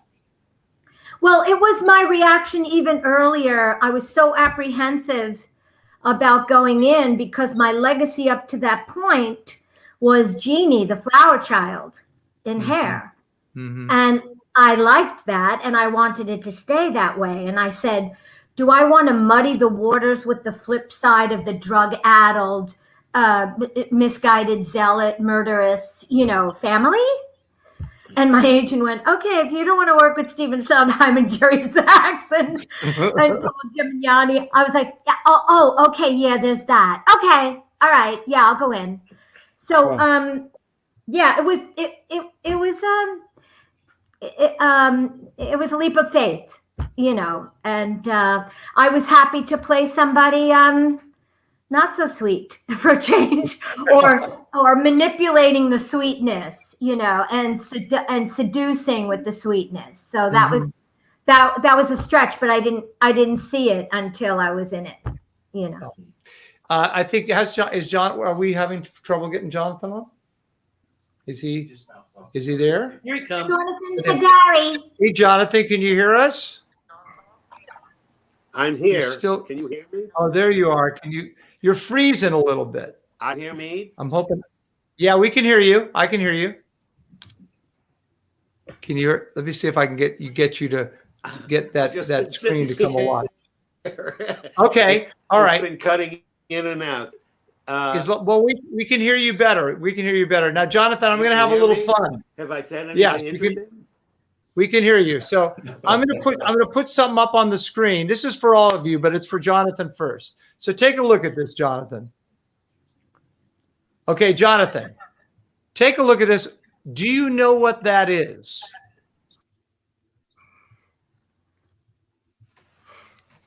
Any idea? Do any of you know what that is? No. Okay. That is the brain of the man who shot President James Garfield. God. Yep. They kept it to study what separates a normal man who lives by the law from a man motivated senselessly to murder. Guiteau's murderous act, his apparent insanity and ensuing diagnosis of his brain, came at a point in history when society was shifting away from the idea of sin being a black and white question to one where we recognize there's a great field of gray obscuring these answers. So, Jonathan, how do you play somebody so deranged? Oh, I wish I could get his answer.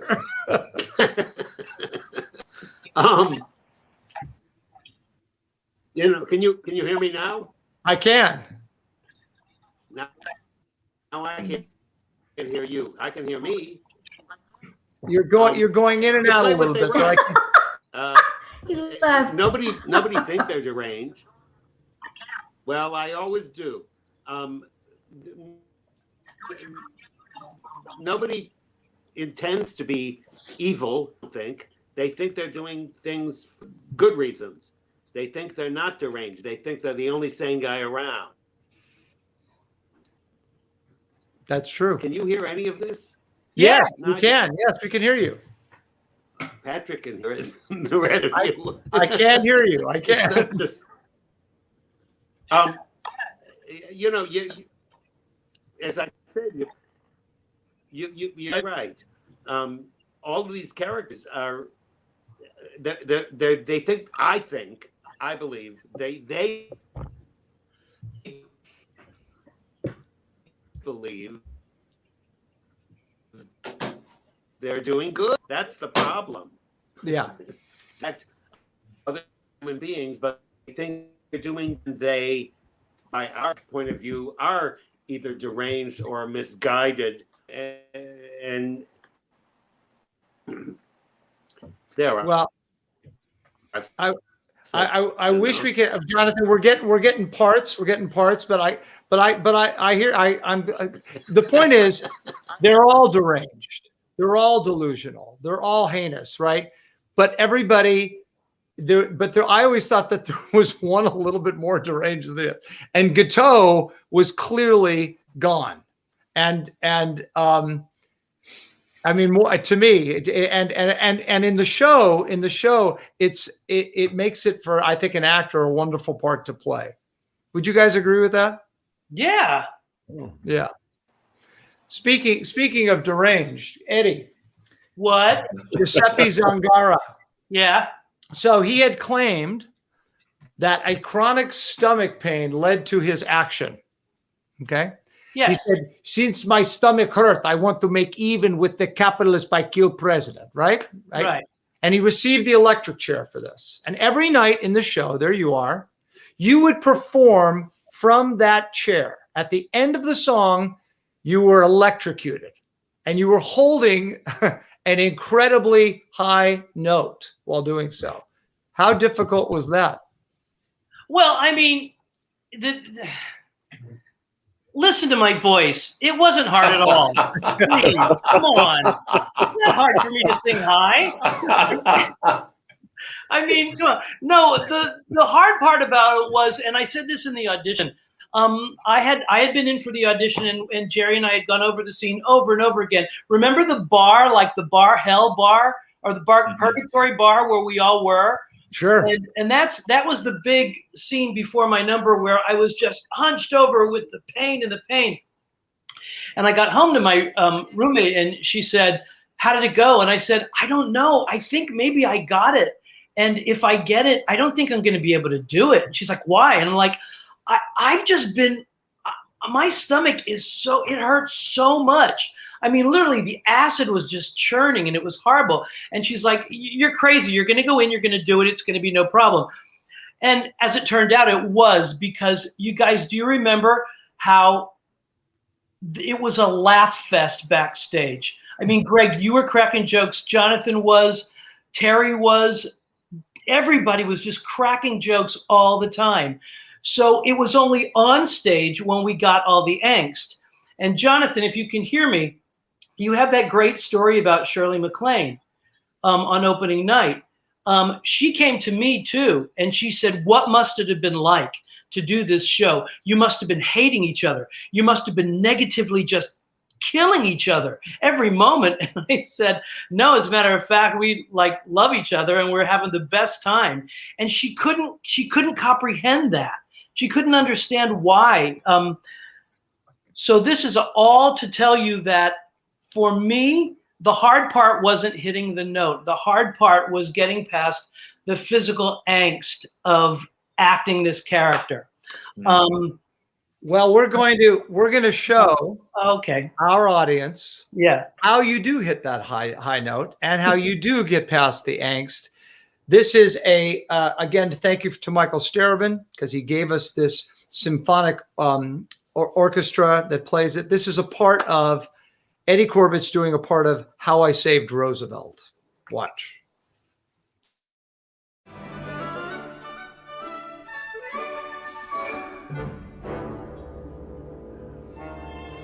You think that I scare?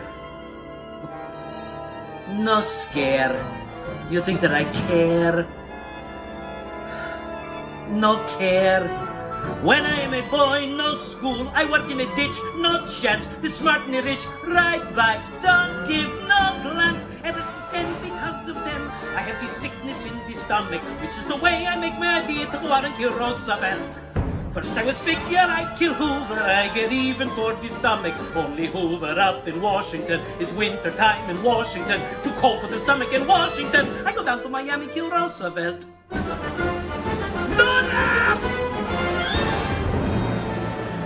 No funny.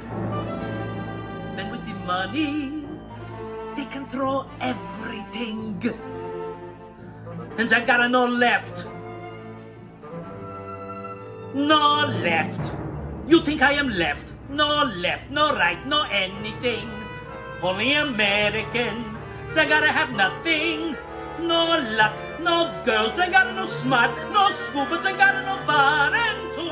I gotta no American. American nothing. And why then no photographers? Cause I gotta no photographers. Only capitalists get photographers. No lie, no fair, no fair, so what? No Scotty, and so no thank God. Who cares? Who sweats? No care, no more, no.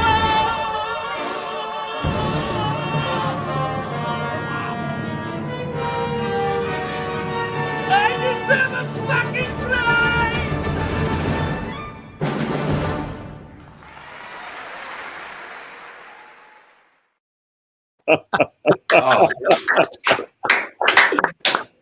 Yes, you do have a high voice, Mr. Yeah. Korbich. Well done. Thank you. Well done. I'm so sorry.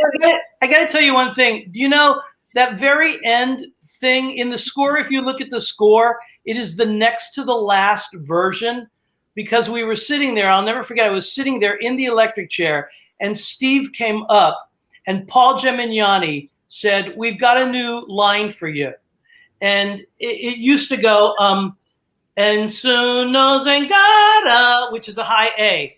And they rewrote it, so it went soon no Zangara, which is a B. And no care, no more, no, which are octaves. Right. So Steve came up and stood there while I was strapped in, and he said, "I don't want you to say no, and we think that you're saying no, I've changed my mind. I don't want the audience to think no, I've changed my mind. I want it to be a jolt of electricity that cuts you off, but you still need to think no care."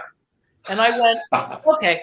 And I got that, I understood it, but I was concerned about the octaves. So I said, okay, so you want no care, no more. And he went, yes, but you have to think no care. And I went, okay.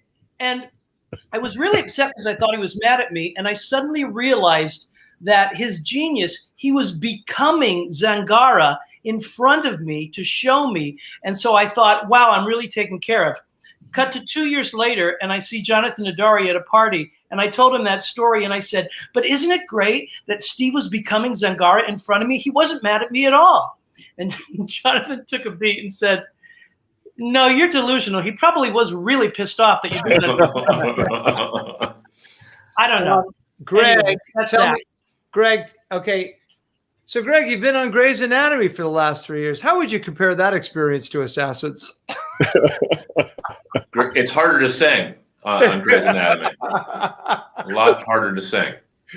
I'm still hung up on Eddie's, whose voice still hasn't changed from from the time he was 12, which is incredible, Eddie. Really, and Annie too. Bill, in the beginning, what you did. I'm also hung up on the fact that Annie had a legacy before we started the show. I still don't have a legacy. I want to know how I get one of those where you can sign up to get a legacy. I mean, what an amazing, I'm sure you guys remember this. One of my favorite memories of doing this show, aside from just getting the phone call that I got it, and then, seeing who was in the cast, and a lot of people who weren't in this group, but like Victor and Terry, Lee and Debra and everybody else, Lyn Greene, was the first day of rehearsal when Steve sang the score for us. You guys remember that? On the That stage. I got that and just sang the score for us. And I thought if I would have gotten fired of that first day, I thought that, I already had my treat to see Sondheim sing through an original score like that. And like Annie, that I found that he also really listened. There was I can't remember what it was, some part of the song that was uncomfortable for me. And he got with Paul and he said, well, where does it work for you? And they kind of fiddled around. They changed. I thought, I have Sondheim here changing something to make it work for, I still think about that. My head explodes. It's just what an honor it was to work with all you guys and with them too. Really. Greg, I had the same experience. If you guys remember, that the Booth ballad had started just with the vamp, in previews. It was, Johnny Booth was a handsome devil, and it started like that. And then, and I guess the audience was a little confused as to who the balladeer was. So Steve went away for like 10 days or 2 weeks or whatever. He came back and he had written the "Someone Tell the Story." He'd written that part and that thing, and then it ties up at the end. And I thought to myself, he wrote that for my character, the character I'm getting to play. And like, I don't think they weren't confused about who the balladeer was, Patrick. I think they and we still are confused about who you are. I ask myself the same confusing question daily, Greg, every day. I still somebody. I just have no idea who you are, but I like you. How's that TV money, Greg? How's that TV money? So I'm so sorry that Jonathan, I know Jerry was having some technical stuff too on his. Unfortunately, it is this world that we live in. And I'm so sorry, Jonathan, because he's just, how brilliant was Jonathan in our show? Oh God, incredible! I've been listening to the cast album a lot in the past several weeks, and God, everybody. But yeah, that his song, it was just insane. It's just amazing, really amazing. And that part in the Ballad of Guiteau, I am going to the Lordy, I am so glad. That's Guiteau. Steve had taken that from the poem that Guiteau had wrote, I guess, right, before the gallows. And extraordinary. Guys, do you have any experiences? I want to just know an experience, a story, something from your own point of view about the show and about the whole experience at large. Well, Jessica, go ahead. Yeah, go ahead, Greg. No, mine. I have no story.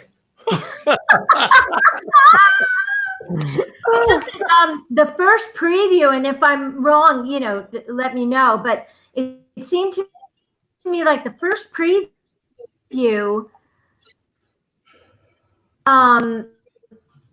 the Persian Gulf War was declared while everyone was out to dinner. So they didn't know. So the first night audience was okay. Mm. It was quiet and it was, tame. And then the next night, they thought glorifying assassins was so misunderstood. You know what I mean? But I had never been in anything like that where the first night you were home free and then the next night it was a different story. It's interesting. I had spoken to John briefly about this, for all of us in the actor, and I'm going to bring on the rest of the cast in a few minutes, but that the experience of what we all went through in the theater after the Gulf War had broken out, and how the audience reaction was so different than it was. I remember Penn and Teller came to see the show. Oh yeah, you remember that? And they were just, Penn Jillette couldn't get enough of that show. But it was the kind of thing where you would, when you do it, when it was over, my memory at least was that, not half and half, but you would see people in the audience with their arms folded and people on their feet just howling. And I loved that. It was upsetting and arousing. It had such a powerful effect in either direction, and that's what art and theater should do, I think. So I was so proud to be part of something like that. You didn't walk out of the theater with ambivalence after seeing this show. Oh no! And Bill, great. And Bill, for you, having, as you said, originated four Sondheim shows, how is this different from the other three for you? Well, that ambivalent reaction that Greg is talking about, that was, in friends that I talked to, after the show, actually, we were so lucky because they gave us a few tickets to give to some friends because the thing had been sold out for quite a while. Anyway, those were the longest and most wonderfully spirited conversations I have ever had with groups of people after seeing a show that I was involved with. And stimulating and really people, coming at one another. It was exciting as hell. And Greg, as you're saying, I'd opt for that anytime. I would opt for that in any show that I was privileged to have a part of. And it was extraordinary that way. I wanted to say just one thing about the recording. We had closed, and the last thing that I had heard after we closed our little run at Playwrights was that we probably were going to go to the Music Box Theater. That was probably going to. It was what I. Bill, we're moving. We're going. I remember that too. So I went down to visit my mother in Florida, and I got a phone call, and it was Laurie Steinberg on the phone. Yep. And I said, me too. too. How are you? And she said, I'm fine. And she just burst into tears. And I thought, oh my God, somebody has died. Somebody in our cast, creative staff, somebody in that theater has died. As she then began to tell me what was happening, that in fact the show wasn't going to move. But the good news was we were going to make the album. So to cut forward, I come home and I walked into that RCA and I had at that point in my life, I don't know, I maybe had been involved in 3, maybe 4 original shows that had cast albums. So I had been through that experience. This was unlike anything I had had to date, and since then, unlike anything I've had with a show, because we went into a recording studio with this enhanced orchestra. I don't know how many pieces they had. What they have, 24 pieces or something? 33. 33. What was it? Thank you. So, I mean, and I marveled at that. I thought, oh my God. But it was only the beginning. I will never forget the experience of being there that day and listening to these songs it was as if I was hearing them for the first time. Because we finally heard them the way, not just Michael Starobin, but perhaps Steve had been hearing them all this time. Yeah. We heard that music. And I will tell you my little take on it. A couple of days later, I was walking down the street and I thought, just in closing of that experience, it was an amazing day. It's why that album jumps off the CD. It just jumps off the CD because we all knew that this was it. Right. This group of people was never going to come back together to do this piece. It was never going to happen again. Yep. Not with us. Right. So that gave it an immediacy. And the other thing with the immediacy was the sound of that score, the way we were hearing it. And I really think that it expanded the show. What Michael Starobin did, it expanded the scope and the reach of that show. It heightened the humor. It increased the pathos, and it gave it a I don't say emotional, but a significant impact that I think maybe in some ways it couldn't have at Playwrights. Nothing against Playwrights. God love you, Andre, and Gemignani and Michael Starobin and Paul Ford in the pit. But what I mean, a score is supposed to do that. That's right. The score is supposed to expand the moment for everyone. And all those numbers were so different from one another, and the orchestrations showed it. It heightened who Greg's character was. It heightened whose Eddie's character was, and Annie. And it just, boom, It filled them out. It was Well, magnificent. I don't think I'll ever have that experience again.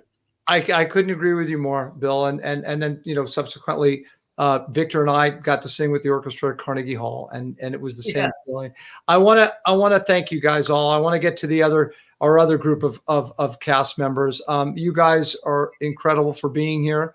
I think this is, like I said, historical that we're all here together and getting to do this. I'm so sorry, Jonathan Hadary, that you're not here and that you were having a technical difficulty, even though you were here, and that Jerry too. It's, again, this world we live. Annie, thank you. Greg, thank you. Bill, thank you so much. Eddie, thank you. So And great. Patrick, thanks for putting this together. Really. Yeah, It's thank very you. meaningful. You guys look so great. I miss you all. Take care. I'll see you guys soon. Great to see you all. So we are now moving on to the last portion of the show. It has been extraordinary. I know, like I said, apologize for the technical world that Zoom and live stream and StreamYard all lives in, but that's it. I'm going to bring on the last part of our cast, or the last five. We first have, are we ready? Are they there? Okay. So we have, I'm going to bring on Mr. Lee Wilkof, who played Sam Bick, and Mr. Terrence Mann, who played Leon Czolgosz.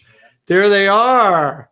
There they are. I'm now going to bring on Miss Lyn Greene, who played Emma Goldman. There she is. And now we have Mr. Victor Garber, who played John Wilkes Booth. There he is. Hi, Debbie.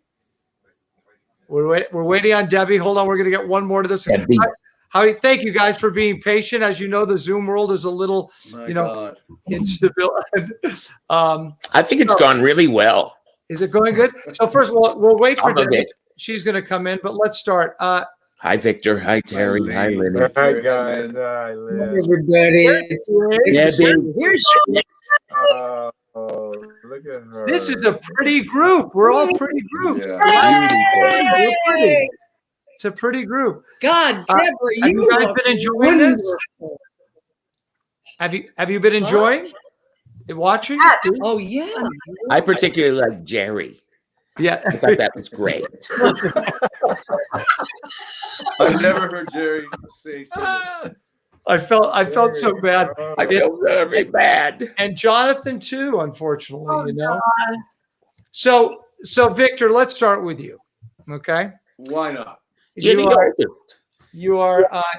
by the way, guys, Victor, I wanted to say this up front. Victor, this little show, the Studio 10 talk show that has taken off here and been so great for Studio 10. And Victor was one of the first people that did it for me and for us. And I can't thank you enough, Victor, because I do believe that you'll pay. No, you'll pay. I know that.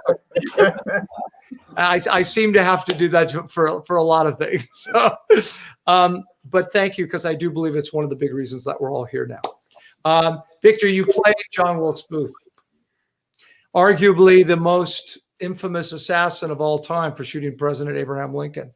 Now, he was a Confederate supporter, he was a racist, and he was an actor. Being an actor, did you identify in any way? And what was the process you played to play John Wilkes Booth? You know, I don't know what process means, as you know. I don't. All I know is that I was given some of the greatest material I've ever heard or read or sung, and that's all I needed. And that defined everything. And like all of Steve's shows, if you actually just do what it's on the page, or you're there. You know, it didn't really take much. And also working with all of you, I mean, that was one of the most hilarious times I've ever had in the theater. I'm amazed that we got through it every night without, and it was, there were a lot of jokes, but there was some serious shit we had to do. That book depository scene was not a laugh in it, but it was just a great experience, even though I've never seen so many confused people in an audience in my life. Exactly. Well said. You're right. And I agree. It was a very interesting. I mean, I don't know. I've talked about it a couple times. It was very interesting walking out into the lobby every day, wasn't it, Terry? Yeah. Terry, did you feel that? You talking to me? Yes. Yeah. I mean, I was in the last segment with the folks. You know, that thing that Greg said about people either hated it or they loved it, or they really didn't know what it was, so they hated it. And I that was so what it was all about. And you know, it was in that moment in 1991. It was all about, you know, wave the flag and let's go beat up Iraq because they're beating up Kuwait. You know, and we were saying, wow, let's take a picture of ourselves as a society. We're not so cool. Right. You know, and it didn't. Well, I wanted to say, you know, saying what Bill said about, remember, and you all remember that orchestra session when we all got to record the album, and how we were all, I think Bill said it very right, how we were all so affected by what we heard, you know, that day. And then of course, Victor, you and I got to do the celebration at Carnegie Hall, and that was an amazing moment too. And I want to show there was the gala invitation on June 10th, 1992. But I want to show a little clip from that. This is Victor Garber and a very long-haired Patrick Cassidy, just a little bit. I'm trying to do my best Michael Bolton imitation. Take a look.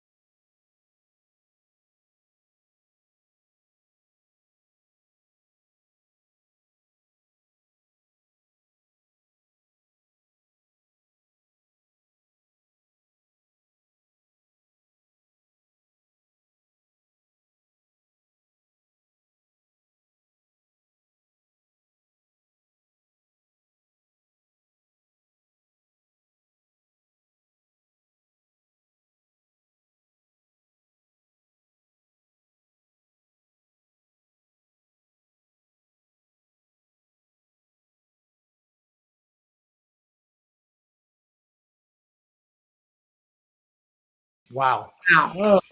Wow. Oh. I have, Oh. Victor, I have both my producers here humming it with you as you're singing it. Oh my God. It's so. Yeah. Well, it certainly was a special time. Yeah, it's great. That night. Debbie, by the way, you guys know, Debbie's on my brother Sean's show, New Amsterdam. And I asked her at the tech, I said, which cast do you like more? And of course, on this segment, she said me, but tomorrow on the set, who knows? Absolutely, it'll be Sean tomorrow. Darling, it's all you. Debbie, you played Sarah Jane Moore, the radicalized housewife from, oh, there you are with Lee in the studio. Look at that. She was a radicalized housewife of 5 broken marriages who attempted to assassinate President Gerald Ford. She was quoted as saying, "We were saying that the country needed to change, that the only way it was going to change was a violent revolution. And I genuinely thought that shooting Ford might trigger that new revolution in this country." Do you think that many people share that belief today? Unfortunately, I do.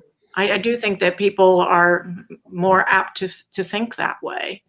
Unfortunately, it's, I mean, from January 6th, it feels that is something that is possible, which is really sad and very scary. And I do hope that there'll be change. I do hope that there can be conversations and possibly help and hope for the future. I don't think it's necessarily has to go totally in that direction, but I do. I mean, it's so interesting. I read a lot about Sarah Jane Moore. There wasn't that much about her because she wasn't in, she escaped jail. She tried to go to Europe. She tried to do a lot of things, and she's very vocal now, but she was really nuts.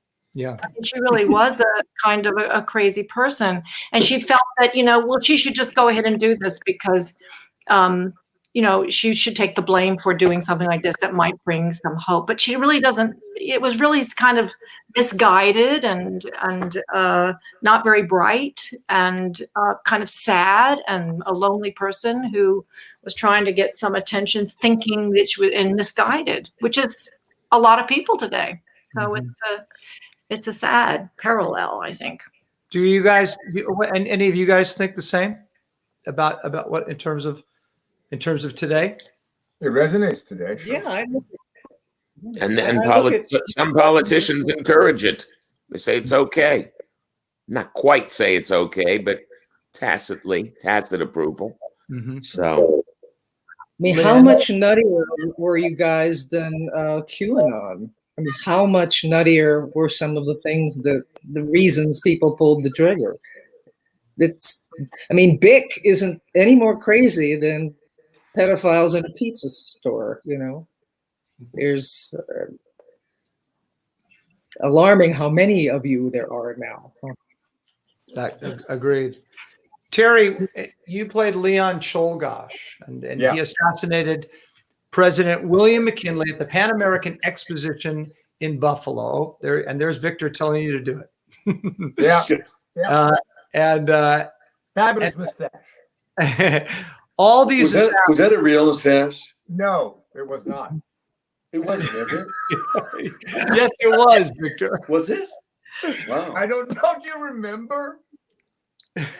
I think it was, Victor. I don't remember you taking it off at the end of every performance. I couldn't have, but it looks like a fake mustache. Back to you, Terry. Okay, so they were all deranged. They were all delusional, insane. And as I said to Jonathan, even though his Zoom wasn't working, I thought Guiteau was the most deranged. I just thought he was. However, in the show, to me, Terry, I thought Czolgosz came off the most sympathetic. And in some ways, I even found myself empathizing with him. Do you agree with that? And if so, why? I certainly think there's a sympathetic notion to him, because if you followed his story up until the moment he killed him, it was a guy who was sort of brainwashed, oppressed, lower class, working class, came to America to try to realize the dream. It didn't happen. Government was bad. Government was pushing them down. Government was it's what we go through every day right now, He was revealing the underbelly of politics, but he was also he was being prophetized like a QAnon. All of that stuff was going on for back then, and you start to believe that I've got to do something about it. And even when he was and he did it, and then he shot him and killed him, he didn't want to talk to his father. He didn't want to talk to his brothers. He didn't want he didn't want to make confession. He said, no, I've done this because I wanted to do that, because I had to do that, because it was the only way for me to be recognized for something. And it was, and yes, and that I believe is sympathetic, because he was a victim of the system. Mm-hmm. The system that is so corrupt and yet so fragile and such an ideal. The framers of the Constitution and our forefathers, it's a fragile ideal, this sense of democracy, and his shattered before him. And that's why I think, to your point, Patrick, he was sympathetic. And yeah. Well, I want to show a little bit. One of the songs in the show was the Ballad of Czolgosz, and it's the story about him going to the Pan American Exposition in Buffalo and doing this. And this is myself and Mr. Terry Mann. Take a look.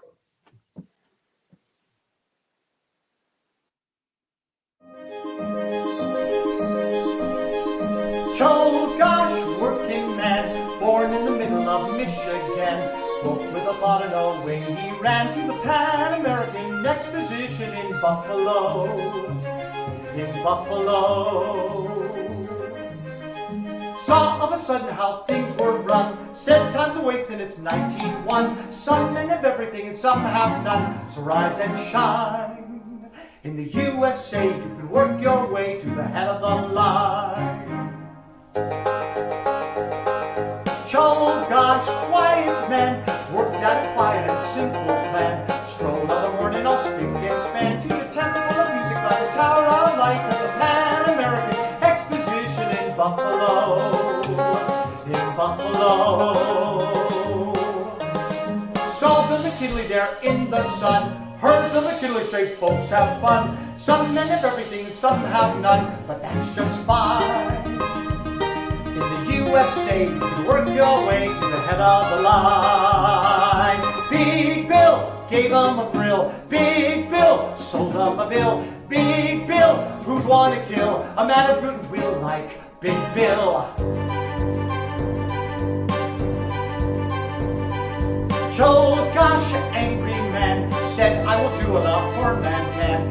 Yes, and there's nowhere more fitting than in the temple of music by the Tower of Light, between the fountain of abundance and the court of lilies and the great Pan American Exposition in Buffalo.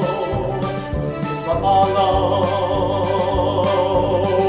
Wrapped him a handkerchief around his gun, said nothing wrong about what I'd done. Some men have everything and some have none, that's by design. The idea wasn't mine alone, but mine, and that's the sign. In the USA, you can have your say, you can set your goals and seize the day. You're given the freedom to work your way to the head of the line. To the head of the line.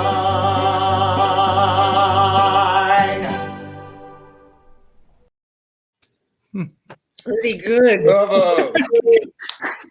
It's hard to breathe, that song. Ay, ay, ay. Terry, that first picture, you look angelic. You're lighting, but you did. There was something so beautiful about him. I know. Lyn Greene, you played Emma Goldman, not an assassin. I did.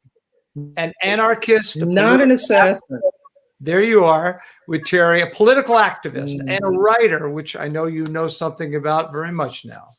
And she said, the most violent element in society is ignorance. This is what Emma Goldman says. What do you think she would say or write about the Me Too movement? Oh my God. Well, you know, I've read a lot about her since then. And the only thing I feel good about her is her feminism. Other than that, she's exactly the kind of nightmare refugee that escapes oppression and then comes into this lovely country and decides, I want to blow up the system, because she used the freedom of speech, in my opinion, to incite anarchy. And as Terry said earlier, the system's really fragile. And I believe in freedom of speech, but I think it really asks you. It's the first time I actually thought maybe somebody might have silenced her earlier, because I don't know what good actually Emma Goldman. I loved her when I played her, and I thought she was quite heroic. But as I grew up, I went, this is kind of a terrible woman. I think so. I mean, but I just want to let you know that one of the great honors of my life, I mean, as an actor, was that I got to play a scene with Terrence Mann. And working with, I mean, the simplicity, the elegance. He was an angel. All you had to do was look at him and just say words, because it was a great lesson and a great privilege. And I'm glad to tell you that now. I really want to tell you that now, 30 years later. Thank you. I had that experience with every one of you, just so you all know. Well, Terry wasn't an angel if you were in the book depository with him. He got me into trouble every night by tickling me, and then my box would shake, and then Jerry Zaks would yell at me because No, I think that was. he was angelic except then. Lee, Yes, along with Steve's music and lyrics, John Weidman's script, and I think we'll all agree with this, is equally as brilliant. It's dark, it's funny. Actually, it's hysterically funny. It's political, it's insightful, and at times, it's even chilling. Your character, Sam Bick, had two dark, hysterically funny, political, insightful, and chilling monologues. Tell us about them. Really don't remember.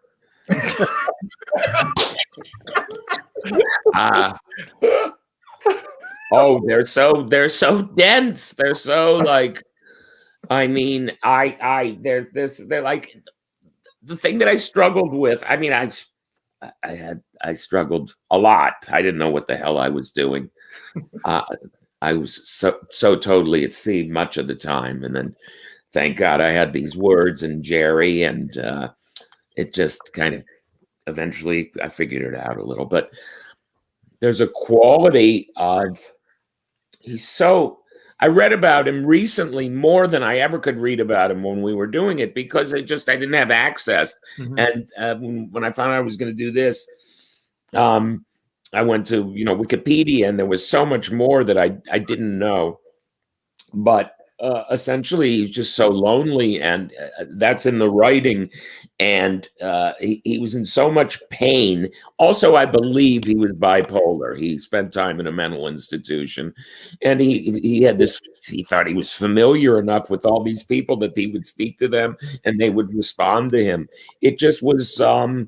It was very dense, and I'm not sure I ever penetrated it as much as it could be penetrated. When Joe Mantello did his production, I called him. I said, I'd like to do it. I think I'd maybe, have grown and a little wiser. And he said, we're not using anybody from our production. And I was fine with that. But I just, it was so, it was so rich. And so,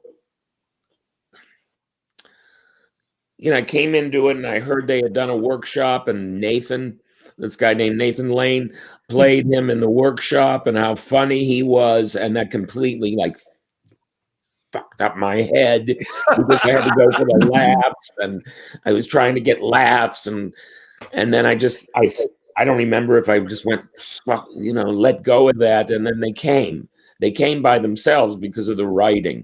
But I'm not Nathan, and Nathan can do stuff that makes you laugh in such a profound way.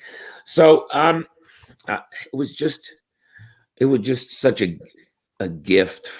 It was just I'm so grateful for it. Doing the show changed my life. Well, I want to because being around everybody. I was living in LA, and I was just starting to drown there. And I did this show, and I just said, we have to leave. And thank God my wife got into grad school, so I'd probably still be there. And we left, and my life but it was because of this show. I went, oh my God, I'm working with giants. There they are. Well, in honor, because we've been doing a little bit of honoring of Steve's music and his lyrics. I equally want to just give a little bit of the audience a little bit of insight to John's incredible script. So, Lee, in your second monologue, you are talking on your tape recorder. Sam Beck would talk on his tape recorder. And driving. Right, and he's driving. And he's driving to the airport to hijack a 747 and crash it into the White House. There he is, to incinerate Dick Nixon. Right. So just a small piece, Lee, would you mind giving us a little bit of that car ride? All right. Dick, you still there, babe? Sorry about that. 10 miles from the airport. I'm starting to lose it here. Stay with me, baby. Talk me down. Dick, in the waning hours of your administration, it seems appropriate to look back at your long years of public service and to conclude that as our president, you really bit the big one. Wazoo City, babe. What can I say? And you know what? This cracks me up. I voted for you. Yes, I gave you my vote, my sacred democratic trust. And you know what you did? You pissed all over it. What the hell? Guys like you piss all over everything. You piss all over the country. You piss all over yourselves. You piss all over me. Yeah, I know. Sam, don't say it. You're my main man. Guys like you're the backbone of the nation, Sammy. Shut up, Dick. I'm talking now. All right? I'm talking and you're listening. Yo! Bravo! My voice is shot. Now can you sing Feed Me Now from Little Shop of Horrors? What? I said, can you sing Feed Me Now from Little Shop of Horrors? No, I won't be able to talk for a week. Oh my God, that was brilliant, Lee. That was brilliant. Guys, tell me, just all of you, not at once, give me a personal story, a thought, an experience, anything from the production, from it, just your own take. I have one. The album, I thought it was longer than 2 weeks after we closed, but I mean, a week after we closed, I thought it was longer, but I flew in from LA and the next morning, the first thing up is another national anthem. And I'm sure I hadn't warmed up, and it's the first thing up, and I'm tight as hell. And we're trying to get listen. And it just, nobody was happy. Nobody was happy about it. And finally, Jerry said, why don't you try doing it like Jack Nicholson? So I went, listen. And they were satisfied. Okay. Got the number. Steve had the broken ankle, so he couldn't come in and kibitz with us. He was just stuck in the control room. And I go in the control room to get, see how he felt about it. Ostensibly, I mean, that's what I wanted to find out. I walk in and he goes, yeah, it's tough for you non-singers. And I went to the bathroom and then I called somebody and said, could you bring over the album of Little Shop of Horrors that I did? And it crushed me. But I understood what he meant. I'm not like a singer, but that's the only thing I remember. And the dressing room, the best freaking fucking dressing room that I've ever been in, and all of them. I mean, I don't remember who was in whose. It was like we were all in one dressing room. Yeah, that's what it felt like. Yeah. I can't remember specifically. Debbie, for you. I remember there was a talk back early on with Steve and Jerry and John and with the audience, and we were all there. A lot of us were there listening. And one lady said to Stephen, why did you write a show about killing the president? And he just took a minute. He just took a beat, and he looked to me like he was starting to cry. And he said, if that's what you've got from this show, then I failed. Wow. I remember that. I remember that, I'll never forget that. Is what I'm saying. And it was very moving, and thinking about this man who's written so many shows. And I remember later on, we went to remember the opening night party. We all went to his house, and there was a picture of West Side Story, and I was looking at it. He said, "Oh yeah, that's when we found out that we got a bad review in the Times." And I said, really? He said, oh yeah, well, most of my shows got bad reviews. He says, only in revivals that people appreciate me. And I think this incredible man writing over and over, continuing to work, it was so poignant to me and moving. And thank God he still writes and keeps going, thank God. But it was very moving to me. Terry? I have two moments. One was the one that Deb referenced earlier, when we would be sitting in the boxes while Victor was singing, I think, at the end of the show.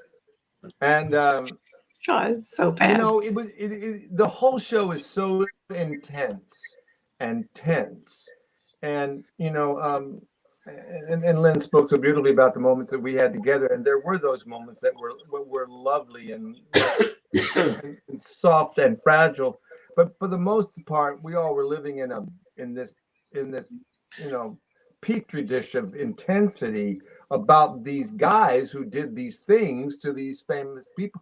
So I would try to make Debra Monk laugh and do jokes and make her do things in the box, like move. And she would move.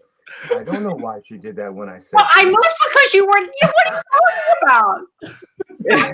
And then the box would move while Victor was singing, and Jerry would come back and say, "Stop moving, Dan.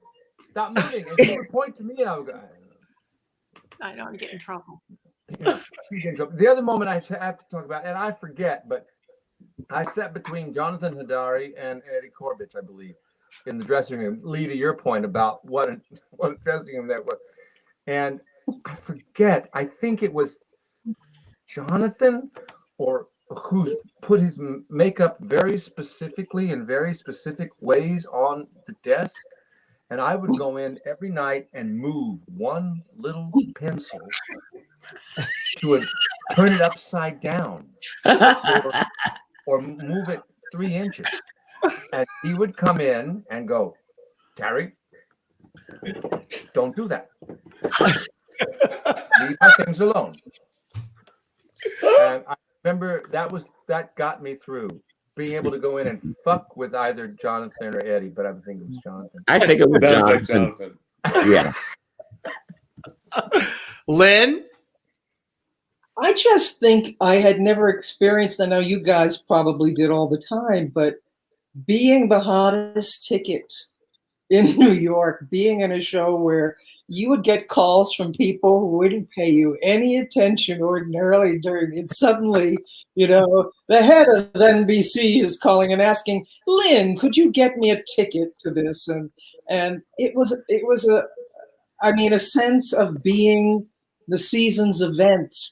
And what an experience. And also, I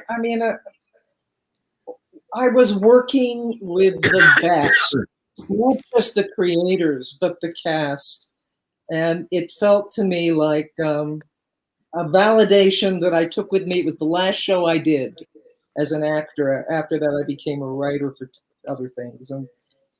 But I felt like, okay, that was major league stuff. And those were real players. It was really something.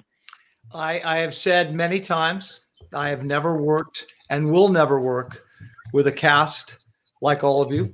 I was never, nobody's ever come close. And Victor, your experience. It sort of comes down to a basic feeling of gratitude for being able to create, to be in another Sondheim musical, which was always my dream growing up in a small town in Canada, that I would one day be in a Sondheim musical. And then this was the second one.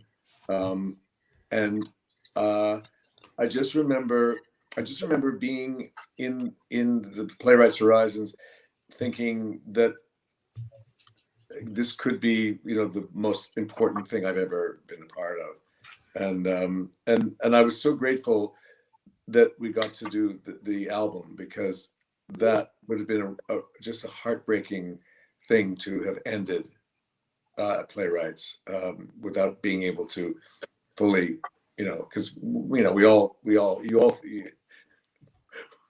Lee, didn't you say we're moving? You said it for years. Yeah, after. we're moving. We're Yeah, moving. we're moving.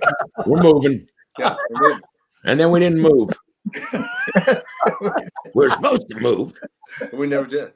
No, But we have that Gavin album. and the We have that Schubert. album. And Yeah. so I'm just a lot of gratitude to be been a part of this experience with all of you.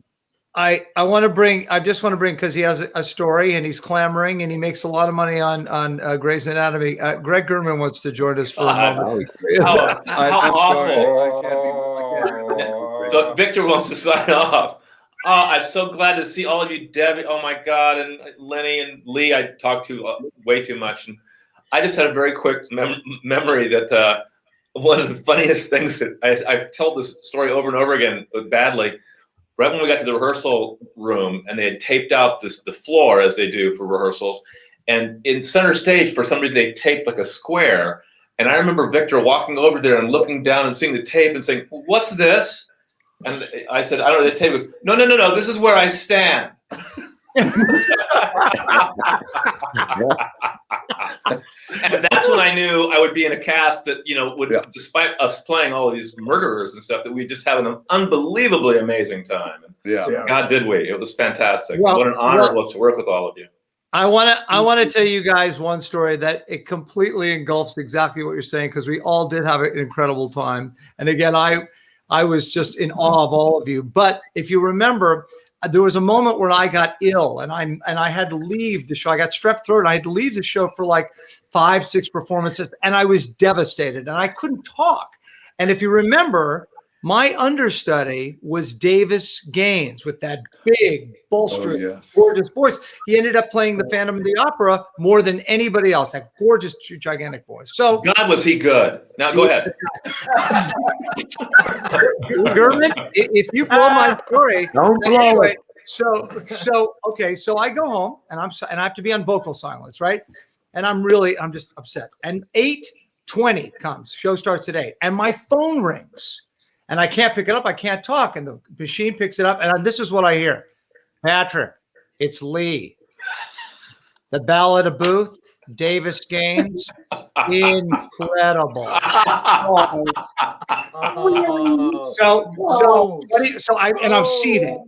Phone goes in. Another 20 minutes goes by. The phone rings again. Can't pick it up. "Patrick, Lee, Ballad of Cholgosh. Off the chart." 20 minutes goes by, phone rings again. "Patrick, Lee, Ballad of Godot, the greatest song and singer I've ever heard." Finally, the last 20 minutes goes by, the phone rings, and I hear this: "Patrick, Davis Gaines, another national anthem. Don't bother coming back to the theater." That was our relationship. That was the vibe. Yeah. I think that coincides with you, Terry. You were a pretty easy target, Bubby. Yes, I was. I cannot thank all of you, and Annie and Eddie, and I'm so sorry about Jonathan and who am I missing in that first group? Bill Perry, and of course Jerry and Steve and John and Michael and Paul. All of you for being a part of this. I can't express it. It's very emotional for me, and I love you all for doing it. Thank you so much. Thank you so much.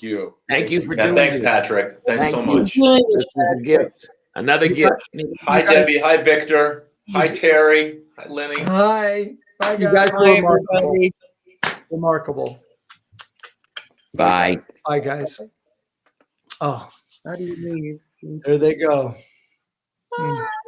Bye, Debbie.